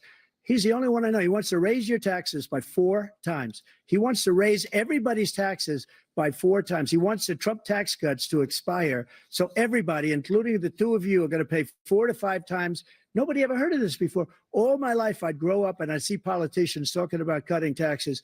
When we cut taxes, as I said, we did more business. Apple and all these companies, they were bringing money back into our country. The worst president in history by far, and everybody knows it. President Biden? Look, the fact of the matter is that he's dead wrong about, he's increased the tariff, he will increase the taxes on middle-class people. I said I'd never raise the tax on anybody making less than $400,000. I didn't. But this tariff is 10% tariffs. Everything coming into the country, you know what the economists say? That's going to cost the average American $2,500 a year more because they're going to have to pay the difference in food and all the things that were imported. Number two, he's in a situation where he talks about how he has not raised, he somehow helped the middle class. Middle class have been devastated by you. Now you want a new tax cut of $5 trillion over the next 10 years, which is going to fundamentally bankrupt the country. You have the largest deficit of any president in American history, number one. Number two, you have not, in fact, made any contact, any progress with China. We are the lowest trade deficit with China since 2010. Thank you, President Biden. You lost. Thank you, President Biden. Let's discuss an epidemic impacting millions of Americans that both of you have made a top priority in your first term, the opioid crisis. And for both of you, the number of overdose deaths in this country has gone up. Under your term, it went up. Under your term, it has gone up. Former President Trump, despite the efforts that both of you have made, more than 100,000 Americans are dying from overdoses every year, primarily from fentanyl and other opioids. What will you do to help Americans right now in the throes of addiction who are struggling to get the treatment they need? To finish up, we now have the largest deficit in the history of our country under this guy. We have the largest deficit with China. He gets paid by China. He's a Manchurian candidate. He gets money from China. So I think he's afraid to deal with them or something. But do you notice he never took out my tariffs because we bring in so much money with the tariffs that I imposed on China. He never took them away. He can't because it's too much money. It's tremendous. And we saved our steel industries and there was more to come, but he hasn't done that. But he hasn't cut the tariffs because he can't, because it's too much money. But he's got the largest deficit in the history of our country, and he's got the worst situation with China. China's going to own us if you keep allowing them to do what they're doing to us as a country. They are killing us as a country, Joe, and you can't let that happen. You're destroying our country. So, President Trump, you have 67 seconds left. The question was, what are you going to do to help Americans in the throes of addiction right now who are struggling to get the treatment they need? Jake, we were doing very well at addiction until the COVID came along. We had the 2.5, almost 3 years of like nobody's ever had before, any country in every way. And then we had to get tough. And it was the drugs pouring across the border it started to increase. We got great equipment. We bought the certain dog that's the most incredible thing that you've ever seen, the way they can spot it. We did a lot. And we were getting very low numbers, very, very low numbers. Then he came along. The numbers, have you seen the numbers now? It's not only the 18 million people that I believe is even low, because the gotaways, they don't even talk about gotaways. But the numbers of the amount of drugs and human trafficking in women coming across our border, the worst thing I've ever seen, at numbers that nobody's ever seen under him, because the border's so bad. But the number of drugs coming across our border now is the largest we've ever had by far. President Trump, thank you. President Biden? Fentanyl and the byproducts of fentanyl went down for a while. And I wanted to make sure we use the machinery that can detect fentanyl, these big machines that roll over everything that comes across the border. And it costs a lot of money. That was part of this deal we put together, this bipartisan deal. More fentanyl machines, more be able to detect drugs, more numbers of agents, more numbers of all the people at the border. And when we had that deal done, he called his Republican colleagues, said, "Don't do it. It's going to hurt me politically." No, he never argued it's not a good bill. It's a really good bill. We need those machines. We need those machines. And we're coming down very hard in every country in Asia in terms of precursors for fentanyl. And Mexico is working with us to make sure they don't have the technology to be able to put it together. That's what we have to do. We need those machines. Thank you, President Biden. President Trump, and again, the question is about Americans in the throes of addiction right now, struggling to get the treatment they need. Well, because this does pertain to it. He ended Remain in Mexico. He ended catch and release. I made it catch and release in Mexico, not catch and release here. We had so many things that we had done, hard negotiations with Mexico, and I got it all for nothing. It's just like when you have a hostage. We always pay $6 billion for a hostage. Every time we say it's a hostage. Now we have a hostage, a Wall Street Journal reporter, I think a good guy, and he's over there because Putin is laughing at this guy, probably asking for billions of dollars for the reporter. I will have him out very quickly as soon as I take office. Before I take office, I said by literally as soon as I win the election, I will have that reporter out. He should have had him out a long time ago, but Putin's probably asking for billions and billions of dollars because this guy pays it every time. We had 2 cases where we paid $6 billion for 5 people. I got 58 people out and I paid essentially nothing. Thank you, President Trump. Dana? Let's turn to concerns that voters have about each of you. President Biden, you would be 86 at the end of your second term. How do you address concerns about your capability to handle the toughest job in the world well into your 80s? Well, first of all, I spent half my career being criticized being the youngest person in politics. I was the second youngest person ever elected to the United States Senate, and now I'm the oldest. That a career this guy's 3 years younger, and a lot less competent. I think that just look at the record. Look at what I've done. Look how I've turned around the horrible situation he left me. As I said, 15 million new jobs, 800,000 manufacturing jobs, more investment in America, over billions of dollars in private investment in enterprises that we are growing. By the way, we brought an awful lot of people. Well, the whole idea of computer chips, we used to have 40% of the market. We invented those chips, and we lost it because he was sending people to find the cheapest jobs overseas and to bring home a product. So I went to South Korea. I convinced Samsung to invest billions of dollars here in the United States.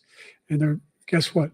Those fabs, they call them, to build these chips, those fabs pay over $100,000. You don't need a college degree for them. And there's billions, about $40 billion already being invested and being built right now in the United States, creating significant jobs for Americans from all over the world. President Biden, you have 40 seconds left. Would you like to add anything? Yeah, I would. The idea that somehow we are this failing country. I never heard a president talk like this before. We're the envy of the world. Like, name me a single major country president who wouldn't trade places with the United States of America. for all our problems and all our opportunities. We're the most progressive country in the world in getting things done. We're the strongest country in the world. We're a country in the world who keeps our word, and everybody trusts us, all of our allies, and those who he coddles up to, from Kim Jong-un, he sends love letters to, and Putin, etc. They don't want to screw around with us. Thank you.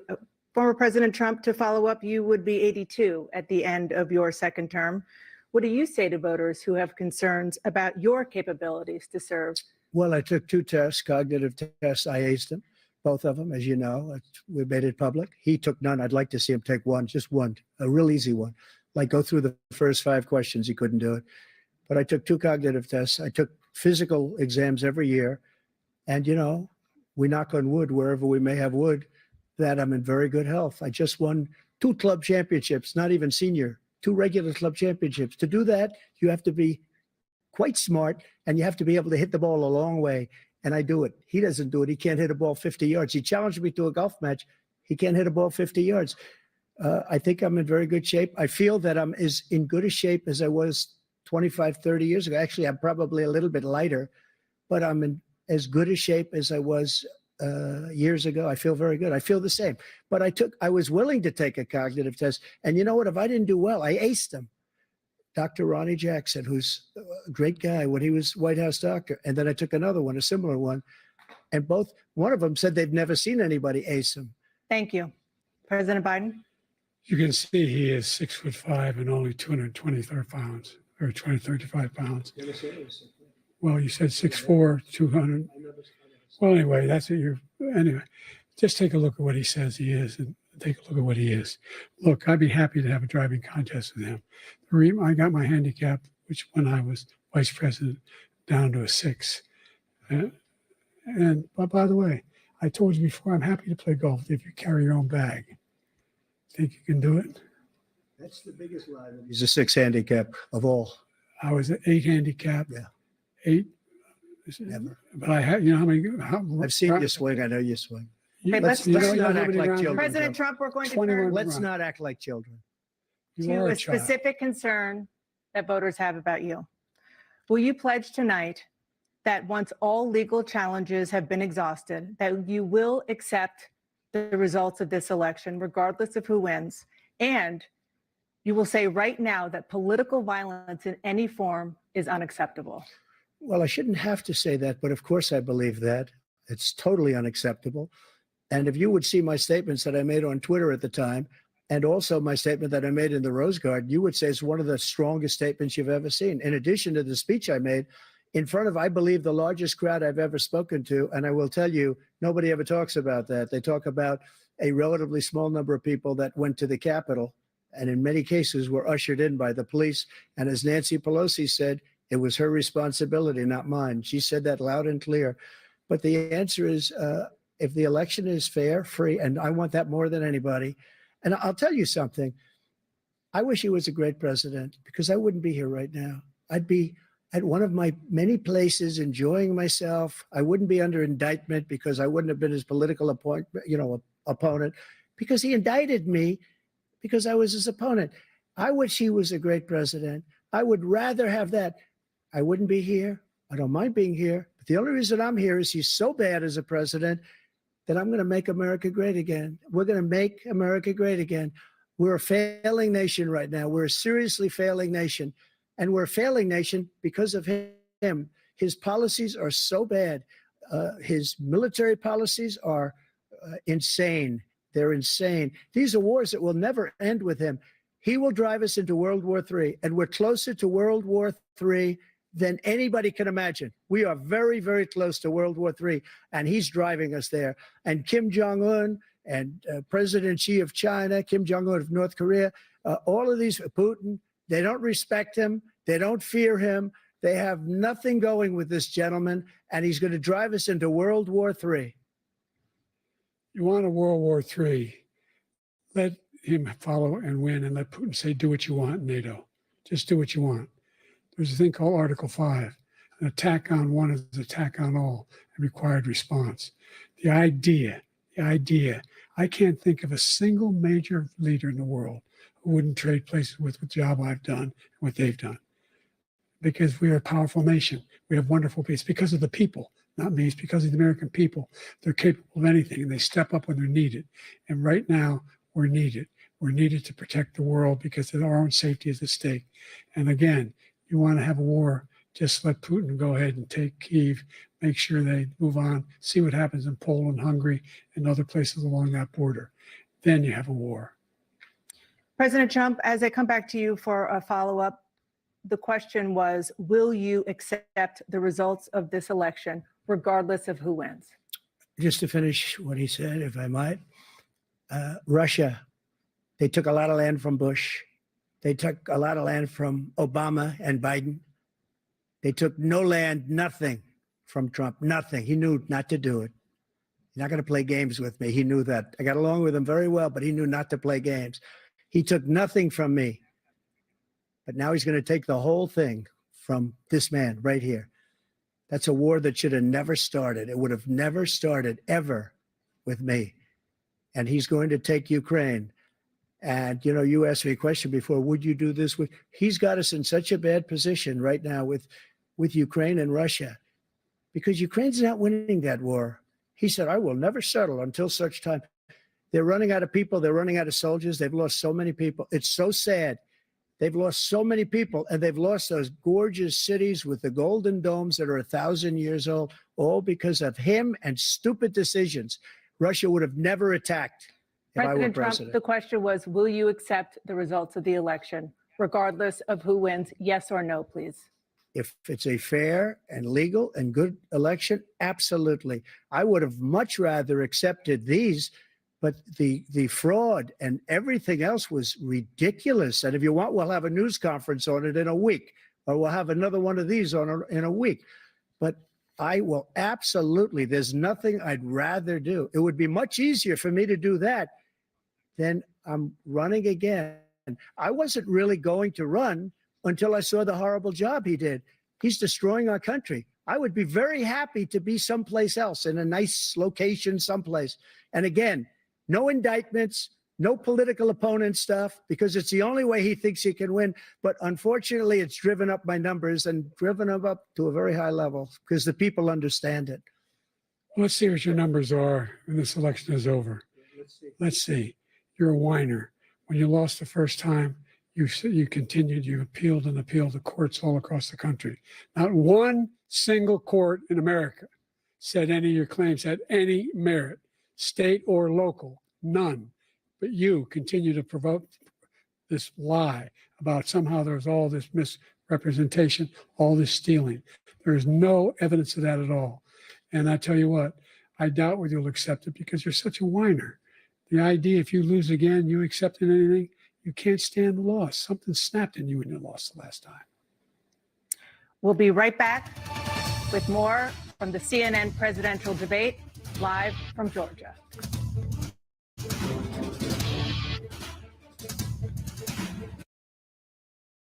Well, everybody, just want to give a quick shout out to Aaron Malloy at Edge Radio Australia. I did my show Relentless live from Edge Radio's new studios last night. It was a lot of fun. Absolutely fantastic. Thanks for joining us today, Aaron. I've noticed one small trend through this debate, if that's what you can call it. Not really sure it fits into the true definition of a debate. But anyway, let's just go with what the Clown News Network is presenting to us. Biden really, when he gets confused or he doesn't know what to say or, you know, those sorts of things, he tends to resort to ad hominem attacks. Just like now with this question, talking about whether or not Trump will accept the results regardless of who wins. And Biden said twice that you're a whiner. He makes a habit of those personal attacks. And when you do that in a debate, you automatically lose the argument. And people do that because they don't know what to say. They get confused. Maybe his, I don't know, his sandals are hurting his feet. I'm not sure. But there's definitely a trend there with ad hominem attacks. I really liked the question that was maybe 10, 15 minutes ago. The question was, how does Biden address concerns about his capability to serve as president well into his 80s? This was great. Absolutely fantastic. And Biden said, Biden forgot, I think, the question, but he started talking about the fact that Trump writes love letters to Putin. I thought that was funny. And then Trump was answering and talking about his wood and wherever you can get wood. I thought that was quite funny. Also talking about acing his tests and all those sorts of things. So I think that was... I don't know, maybe a reference to someone's manhood or maybe lack of manhood, considering that the question was about, your capabilities to serve into your 80s. So President Trump definitely has a sense of humor, or maybe I just have a dirty mind. I don't know, probably the latter. But anyway, pretty funny. It's interesting watching the way they're responding to the questions, because the rules, we didn't get through with the rules. So no audience, 2 minutes to answer, 1 minute to respond, and the mics are off when they're talking. Because of these time limits, and they don't get really a good red hot go to respond to something that the other has said, Clown News Network then moves on to ask the next question, and it's Trump that will, abide by Clown News Network's rules, wait for the question to be asked, and then he'll make a point in reference to the question before. So you can bet Clown News Network will show that and say that Trump couldn't keep on track. To deliver their closing statements as predetermined by a coin toss. We're going to begin with you, President Biden. You have 2 minutes. We've made significant progress from the debacle that was left by President Trump in his last term. We find ourselves in a situation where, number one, we have to make sure that we have a fair tax system. I ask anyone out there in the audience or anyone out watching this debate, do you think the tax system is fair? The fact is that I said nobody even making under $400,000 had a single penny increase in their taxes, and will not. And if I'm reelected, that will be the case again. But this guy has increased your taxes because of the deficit. Number one, he's increased inflation because of the debacle he left after the way he handled the pandemic. And he finds himself in a position where he now wants to tax you more by putting a 10% tariff on everything that comes into the United States of America. What I did when, for example, he wants to get rid of the ability of Medicare for us to be able to negotiate drug prices with the big pharma companies. Well, guess what? We got it down to $35 for insulin instead of $400. No more than $2,000 for every senior, no matter how much prescription they need. You know what that did? That reduced the federal debt by $160 billion over 10 years, because the government doesn't have to pay the exorbitant prices. I'm going to make that available to every senior all along. It's happening now, and everybody in America. He wants to get rid of that. I'm going to make sure that we have child care. We're going to significantly increase the credits people have for child care. I'm going to make sure we do something about what we're doing on lead pipes and all the things that are causing health problems for people across the country. We're going to continue to fight to bring down inflation and give people a break. Thank you, President Biden. President Trump, you now have 2 minutes for your closing statement. Like so many politicians, this man is just a complainer. He said, we want to do this, we want to do that, we want to get rid of this tax, that tax, but he doesn't do anything. All he does is make our country unsafe by allowing millions and millions of people to pour in. Our military doesn't respect him. We look like fools in Afghanistan. We didn't stop Israel. It was such a horrible thing that would have never happened. It should have never happened. Iran was broke.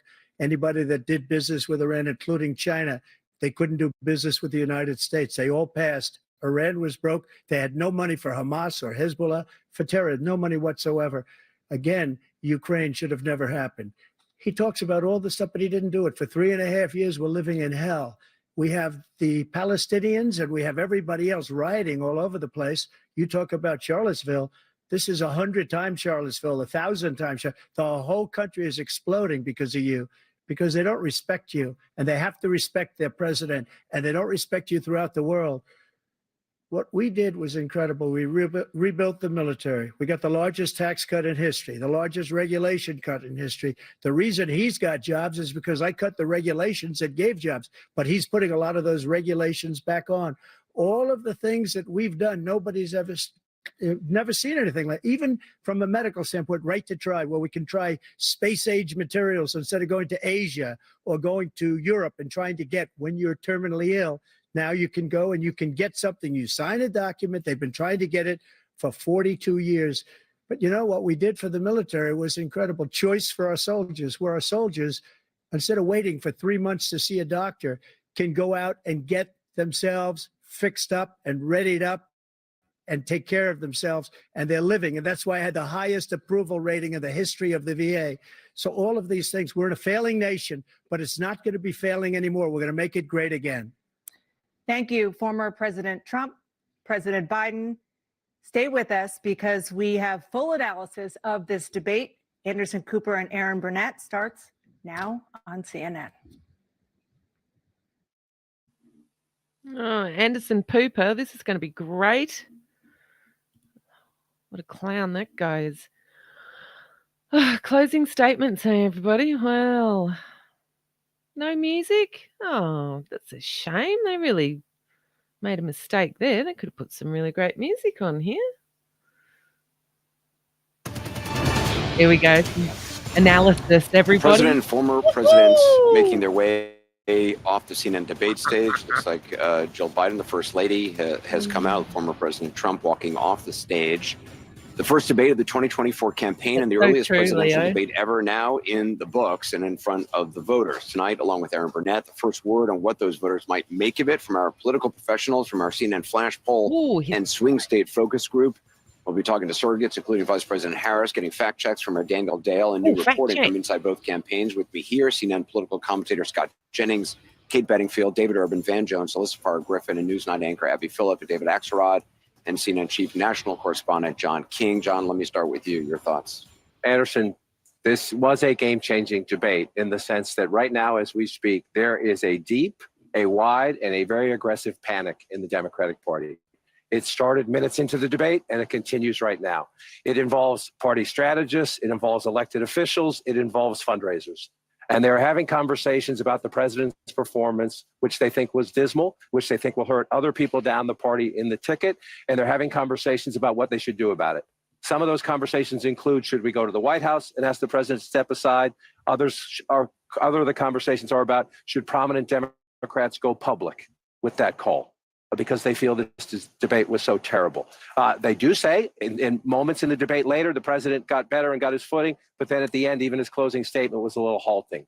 The contrast between the two candidates. Let me be clear. None of them, and a lot of Republicans, don't think Donald Trump had a great night. Donald Trump broke the fact check machine more than I can count tonight. That will be on the record as we go forward. He refused to answer some very specific and direct questions about his conduct, about January 6th and what all. So that will be dealt with out there. And sometimes there's a parallel universe between the political elites and the American people. It'd be nice to see what the voters say. But I can tell you, it started minutes in. It started with the first couple of answers, and it has continued throughout the night from a, oh my God, oh my God, oh my God, to what do we do about this? And it involves very senior people in the Democratic Party, including elected officials, saying we have a problem. And just to co-sign what John is saying, I mean, the panic that I am hearing from Democrats is not like anything that I have heard in this campaign so far. And a lot of it has to do with, first of all, there was a deep frustration about Trump's lies. I mean, he lied a lot tonight. But the problem for Biden was that Trump was able to take sometimes incredible falsehoods and turn them into some kind of argument, whereas Biden's answers were, in a lot of cases, not coherent, deeply problematic, that he was not able to take pretty straightforward answers and answer them to the American public. And then also at some points, bringing things up that teed up Trump attacks. So there's a real concern here tonight that there's been some real damage done that cannot be undone. Biden solidified the perception among voters, but especially among his base. They were hoping that tonight would be a game changer. They are now seeing a president who is in the White House, who they do not necessarily believe can do this for another 4 years. David Axelrod? Look, I can't argue with either of them about how Democratic leaders are reacting to this poll. We said at the beginning that each person had a fundamental goal. And for Biden, that goal was to appear energetic, engaged, and look like someone who is capable of serving for another 4 years for president. That was job number one. I actually think he scored a bunch of points. I think if you just judge this on sort of policy stuff, he did score a bunch of points on issues like abortion, for example, on some of the economic issues. But there is a feeling, I think there was a sense of shock, actually, how he came out at the beginning of this debate, how his voice sounded about, he seemed a little disoriented. He did get stronger as the debate went on, but by that time, I think the panic had set in. And I think you're going to hear discussions that I don't know will lead to anything, but there are going to be discussion about whether he should continue. And I think part of it is Donald Trump did not meet his mission either. He could not resist the the temptation to be nasty, to prevaricate about a whole bunch of things, about his own record, about Biden's record, and to seem petty and small at times. So what you saw was a candidate who's deeply vulnerable and a president who may not be able to take advantage of it. Listen, if anybody in America thinks that was even close to being an okay debate by Joe Biden, I'm living in a parallel universe. That was an unmitigated disaster for President Biden from the second he walked out to the closing statement. The biggest issue for Democrats is abortion, and he couldn't give an answer. He gave an answer, he couldn't even give a coherent answer on the biggest issue for Democrats tonight. I've heard from leading Democrats across the United States, elected governors, congressmen, who are texting me and saying, I'm worried I'm going to lose if Joe Biden's at the top of the ticket. Bob Casey, I promise you tonight, in the state of Pennsylvania, is thrown up in his mouth because he knows that if he's got to stand next to Joe Biden, he's going down in Pennsylvania. If he's on the ticket, I don't know how it's going to work. Yeah, look, it was a really disappointing debate performance from Joe Biden. I don't think there's any other way to slice it. His biggest issue that he had to prove to the American people was that he had the energy, he had the stamina, and he didn't do that. And so I think that is of concern, and I think for a lot of Democrats, that's very disappointing. I will say Donald Trump also had some really rough moments in this debate, and talking to the Biden campaign, they say their dials started really moving away from Trump as he was increasing his personal attacks on Biden. So I think there was a lot about his kind of character and the kind of personal nastiness that he was putting on display, that doesn't help him with the swing voters that he needs. And I also think you saw him continue to get sort of more and more animated across the course of the debate, and give some really problematic answers about January 6th, some really problematic answers about Putin. So Donald Trump did not get off scot-free tonight by any stretch. But look, there is no two ways about it. That was not a good debate for Joe Biden. Ken? That was painful. I love Joe Biden. I work for Joe Biden. He didn't do well at all. How embarrassing to admit that. He did not do well at all. Get a new job, and mate. He looked, I'll give you the analysis, you kind of have the old man versus the con man. I can walk you through how I'm supposed to see it and say it, but I just want to speak from my heart. I love that guy. That's a good man. He loves his country. He's doing the best that he can. But he had a test to meet tonight to restore confidence of the country and of the base, and he failed to do that. And I think there's a lot of people who are going to want to see him consider taking a different course now. We're still far from our convention, and there is time for this party to figure out a different way forward if he will they're allow us going to to do replace that. him. But that was not what we needed from Joe Biden, and it's personally painful for a lot of people. It's not just panic, it's pain of what we saw tonight. And if I may just add to that, I think Joe Biden lost in the first 3 minutes. I think a lot of voters probably tuned out, and millions of people are having conversations with their families, with their friends, of if the president is up to the task and if he should step aside. And I'm someone who believes the former president is a threat to democracy. I think he is a threat to the America as we know it. He wants to fundamentally change our institutions. He has laid out what his plan is. I am not confident that that is the man to take him on. You cannot tell me democracy is on the line and then give that performance tonight. If based on that, in 18 weeks, Donald Trump will be the president-elect. The people doing focus groups tonight, and we'll see if our dial group with Laura Coates confirms this, say that Biden actually scores pretty well on the issues when he's talking about the substance. And Trump's numbers went down both because he was ducking questions, he was lying about some things, and he was refusing to answer. And some of it was the tone. They don't like it. So when you see that, when you see sort of the statistics, you're going to look at like.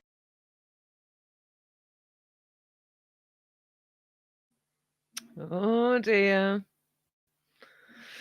Isn't that interesting that they're saying that they all seem to be in agreement over there at Clown News Network that Biden was a disappointment, a disaster. He failed. He didn't look energetic or engaged. And I think, who said it here? Sue. Oh, they may wish to change out Biden. I think so. And I wonder who it's going to be. Yep, I would say they've rigged that, and especially the comments, not only his performance, Biden's performance, but all of these people here doing the analysis have been instructed to give particular points in their analysis to move that Overton window over to a space where it would be acceptable to switch out Biden for somebody else because, heaven forbid, Mr. Donald Trump becomes president. They need to have someone there that's going to be strong and do what they need to keep the country fantastic. And what did Biden refer to it? Biden was saying that everyone around the world respects us. No, he said, no one wants to screw with us. All these sorts of things. So to keep that narrative going, they need to swap out Joe, get in someone else, and then the Democrats. There we go. They've stopped the feed. That's funny. Switch him out with somebody else. Very interesting, isn't it? I think we can stop screening the share there. Well, everybody. Well, indeed. We'll have to... that was a bit of entertainment on Friday morning. Certainly for myself. A lot of people know, I don't have a lot of faith in elections. I think people are selected, not elected. But that most definitely was very entertaining, that's for sure. And I'm just going through the questions and answers, the notes that I've made here while we were going through. And I had to get my highlighter out because some of the answers were... more hilarious than others. And Biden, he didn't start off well, did he? Because the very first question was, the second question was in regards to why does Trump believe top earners and corporations should pay even less in taxes than they do now? And Biden couldn't answer at all. That was only the second question. And I noticed in the comments, someone said, call a taxi. That made me laugh. So, yeah, the Clown News Network's analysis there with all those people saying that Biden failed, he was a disappointment, a disaster, he wasn't energetic or engaged. We can see from question 2 that the audience felt there was a need for a taxi to pick him home, take him home to his first lady, maid, caretaker, whatever you want to caller, back to the White House care home. So yeah, Sue. I tend to think it is all set up, but it's great for Friday entertainment. Hey, for us Aussies in Australia, been Friday. The third question: would Trump block access to abortion medication? That they Biden started off quite oddly. He started off by talking about immigrants being murdered. I don't know. Maybe there's something that's happened there at the border with immigrants and murder and abortion that I'm not aware of. But I thought that was quite odd, the way he started his answer there. Catherine, it can only be Kamala Harris. Oh, no. Oh, and she'd perform worse than Biden. Well, then we'd have a clown show every day, wouldn't we? Hey? It's like Chrystia Freeland in Canada when she gets out there and she's twitching and, all this business. That's quite a show every day when she comes out. Can you imagine if it's Camilla? She's the one that said, clean air and water for the kids and, lowering the population helps climate. You remember that? I wonder if I've got that video here. Let me have a look. Hold on. Miss Harris. Just bear with me because she does say that. I should have it. There she is.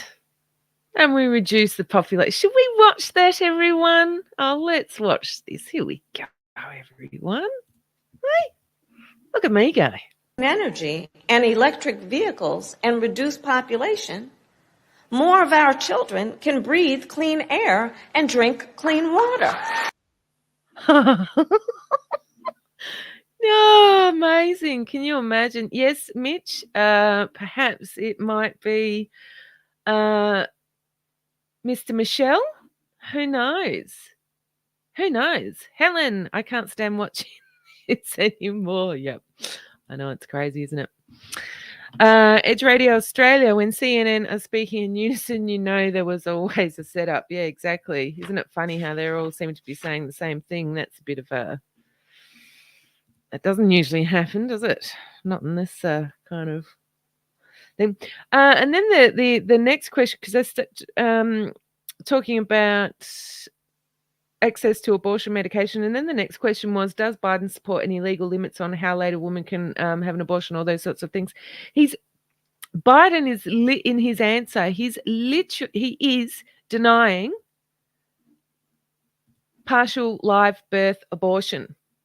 And actually, it's Hillary Clinton that campaigned hard for that. I remember, must have been 2013, around 2013, 2014, maybe 2015. She was campaigning hard for partial live birth abortion. If you don't know what that is, I would suggest you go and have a look. And in Biden's answer there, because Trump does bring it up, Biden is denying that it happens and that it's legal. That is murder, literal murder of a human being. We can have all those arguments about when a clump of cells becomes a human. I'm not talking about that at all. Partial live birth abortion, go and investigate it if you're brave enough, because it's graphic. There's a lot of images and great detail. Biden is denying that exists and that it happens. Shame on him. Absolute disgrace. Absolute disgrace. And he's saying that politicians shouldn't intervene or have any say over what a woman does with her body. Sorry, jab spicy needles. And that it should be between her and her doctor. Sorry? Did you really say that, Biden? You should be ashamed of yourself. And actually, it should be, we should be able to rely on our politicians to do the right thing and not murder fully developed babies, not allow it. What a disgrace. What a disgrace. Yeah, Biden, you're a disgrace. So what else? I'm looking for my highlighted parts, you see. The highlighted parts. The next question. Are Putin's terms for ending Russia's war against Ukraine acceptable to Trump? Some nice responses there. Biden, I thought one of the statements Biden made there was that Putin is a war criminal. I'm not going to get into the argument about whether or not he is, but I think, pot, is it kettle calling the pot black or pot calling the kettle black or something like that? War criminal? Biden? No, no. He's talking about it because then following on to the next question, actually the very next question is, what additional leverage will Biden use to get Hamas and Israel to end the war? Biden in his answer is talking about particular bombs that they're sending over there don't work particularly well in built up areas because it harms too many civilians. Is he even hearing what he's saying? Are people, the general public, these people who sit and consume this rubbish on TV like it's legitimate, like it's not all rigged and planned and designed? Of course they want to kill people.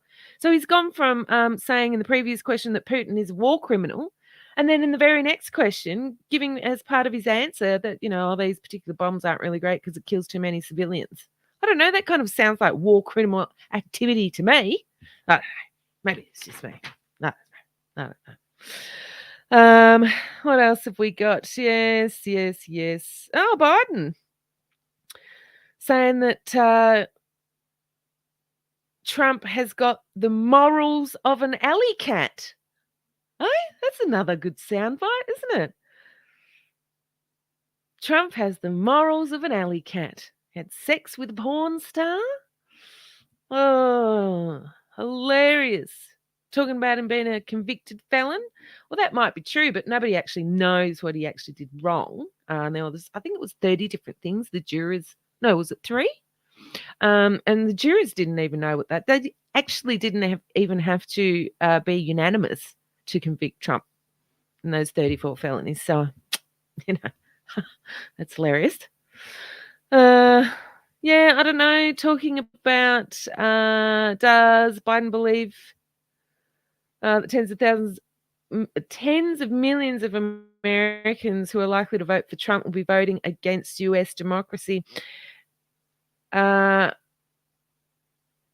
when Biden started talking about Nazis. I don't know. I lost track of Biden's response there. I'm not sure. Then the next question, what does Biden say to black voters who are disappointed he hasn't made more progress than their community in the first term? I think it's strange to have these black voter questions. Isn't that kind of racist?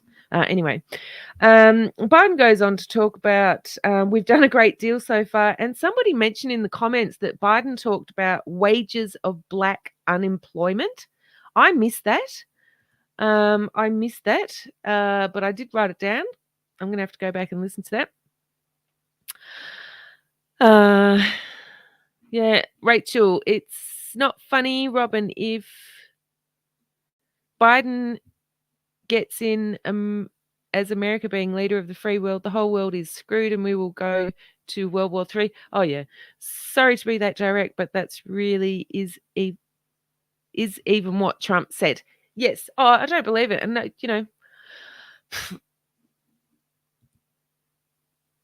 I would hope, you can only cross your fingers that wouldn't happen if Trump did win. But yeah, I agree, Rachel.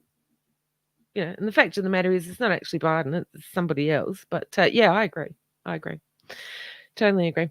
All righty, a couple of other highlighted parts and then I think we'll be done. I do have some funny videos. Should we have a break? I did compile some great videos for today. So let's just make sure we use some of those.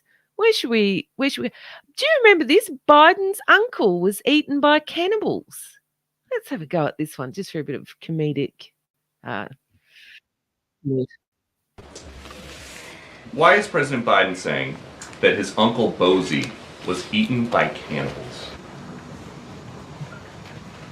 Hookah, shaka, hookah, hookah, hookah. All right, thanks everybody.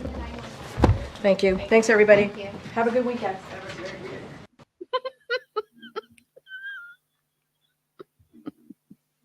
I'm sorry. I'm having a field day today. I just oh dear. Yes, Mike Obama.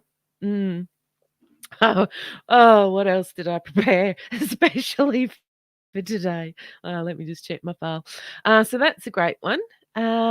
This one's also great. We were going through the rules before. Let's just have a look at the green button, shall we? Green lights. When they're on, they signal to the candidate his microphone is on. When the green lights are off, they signal to the candidate his microphone is off. And so let's say I'm answering a question. My light is green and I'm speaking. Phil's microphone is off and his green lights are not illuminated. He's going to interrupt me as I'm speaking, and this is what it will sound like. CNN sucks and Joe Biden has dementia. Fuck Joe Biden and fuck CNN.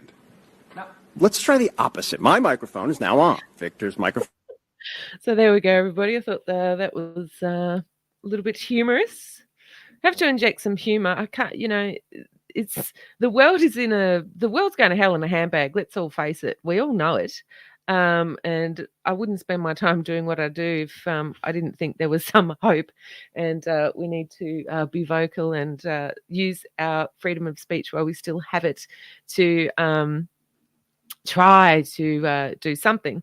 But I have to inject humor here because these reprobates need to move over and let kindness and compassion infect the world. That should be the virus, and not these globalist members of a death cult who are up to nefarious business around the globe. Right, let's get in one more video. Do I have another funny one?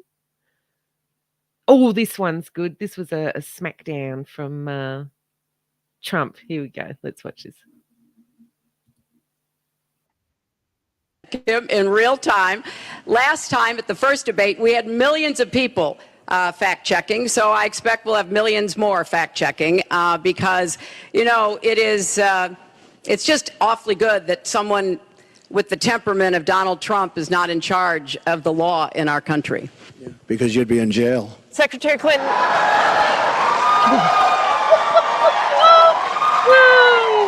We want to remind the audience to please not talk out loud. Please do not applaud. You're just wasting time. Oh, there he is, Mr. Anderson Cooper. Now, are we surprised that there wasn't an audience for today's debate? Hey? Can you imagine Trump? Anyway, that would be one of the reasons why there's no audience.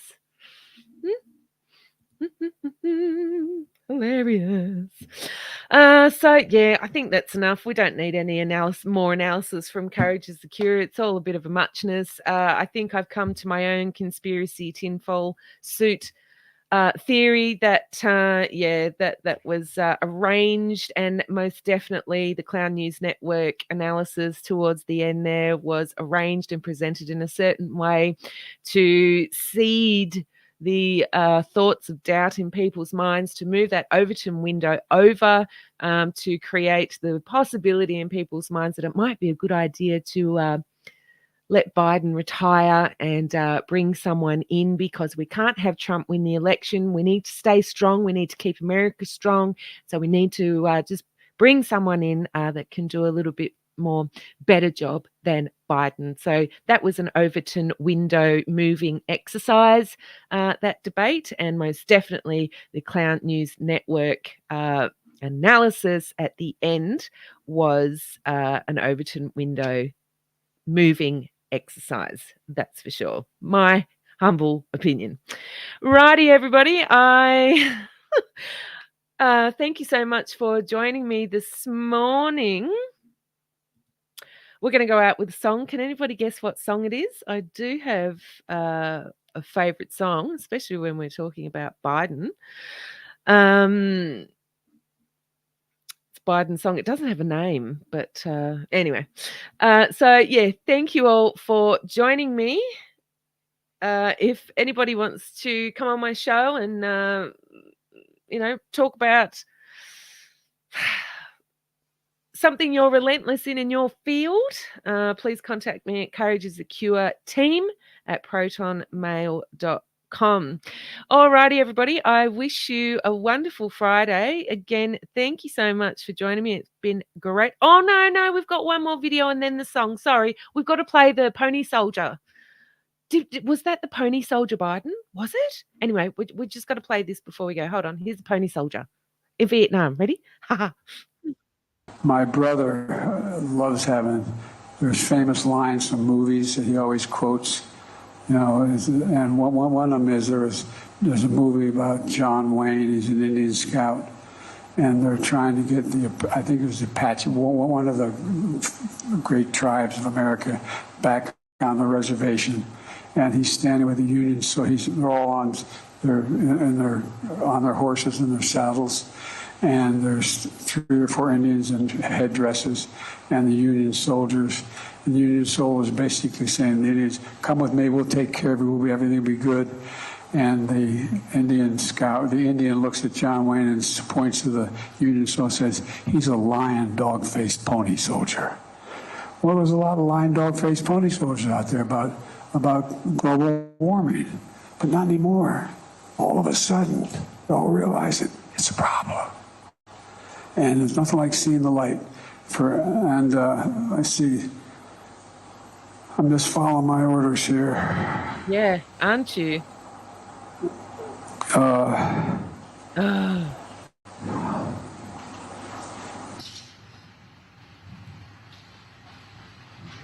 Staff, is there anybody haven't spoken to? No, I ain't calling on you. I said there are 5 questions. Anita from VOA. So there we go, everybody. That's the lion, dog face, pony soldier. And I did find there's actually an X account called Dog Face Pony Soldier, and his his profile picture is, I think it's AI, a dog-faced pony soldier. It's quite hilarious. Go and check it out. The handle's at dog-faced pony soldier. Is it dog-faced pony soldier? Yeah, dog-faced pony soldier. Yep.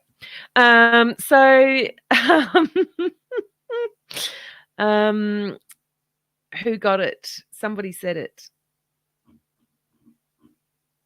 Anyway, yep. Okay. So, yeah. Here we go, everybody. This is my favorite Biden song.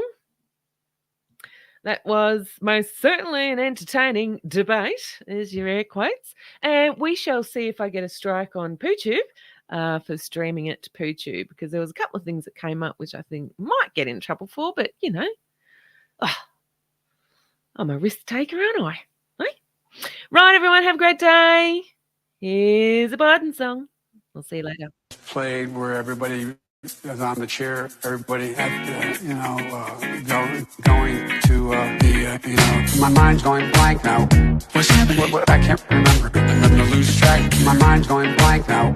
What are you talking about? What the hell's going on here? Where the hell are we? My mind's going blank now. I can't remember. I don't know what the hell he's talking about. What am I doing here? My mind's going blank now.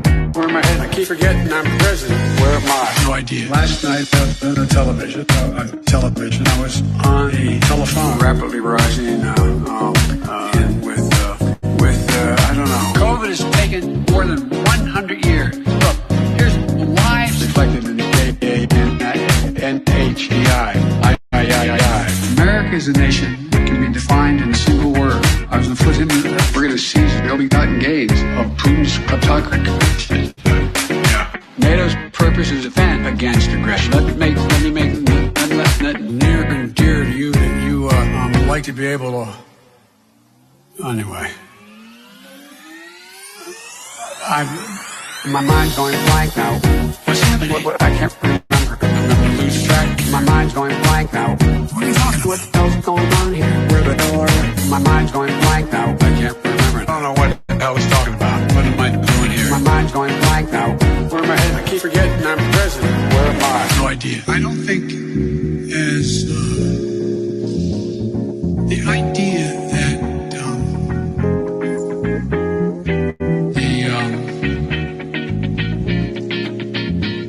the political coverage. I want to thank and recognize Dr. John Kingersong. Good song. I can't get this to focus at all. My mind's going blank now. What's happening? What? I can't remember. I'm gonna lose track. My mind's going blank now. What are you talking about? What the hell's going on here? Where the hell are you? My mind's going blank now. I can't remember. I don't know what the hell he's talking about. What am I doing here? My mind's going blank now. Where am I headed? I keep forgetting I'm president. Where am I? No idea. No idea. No idea.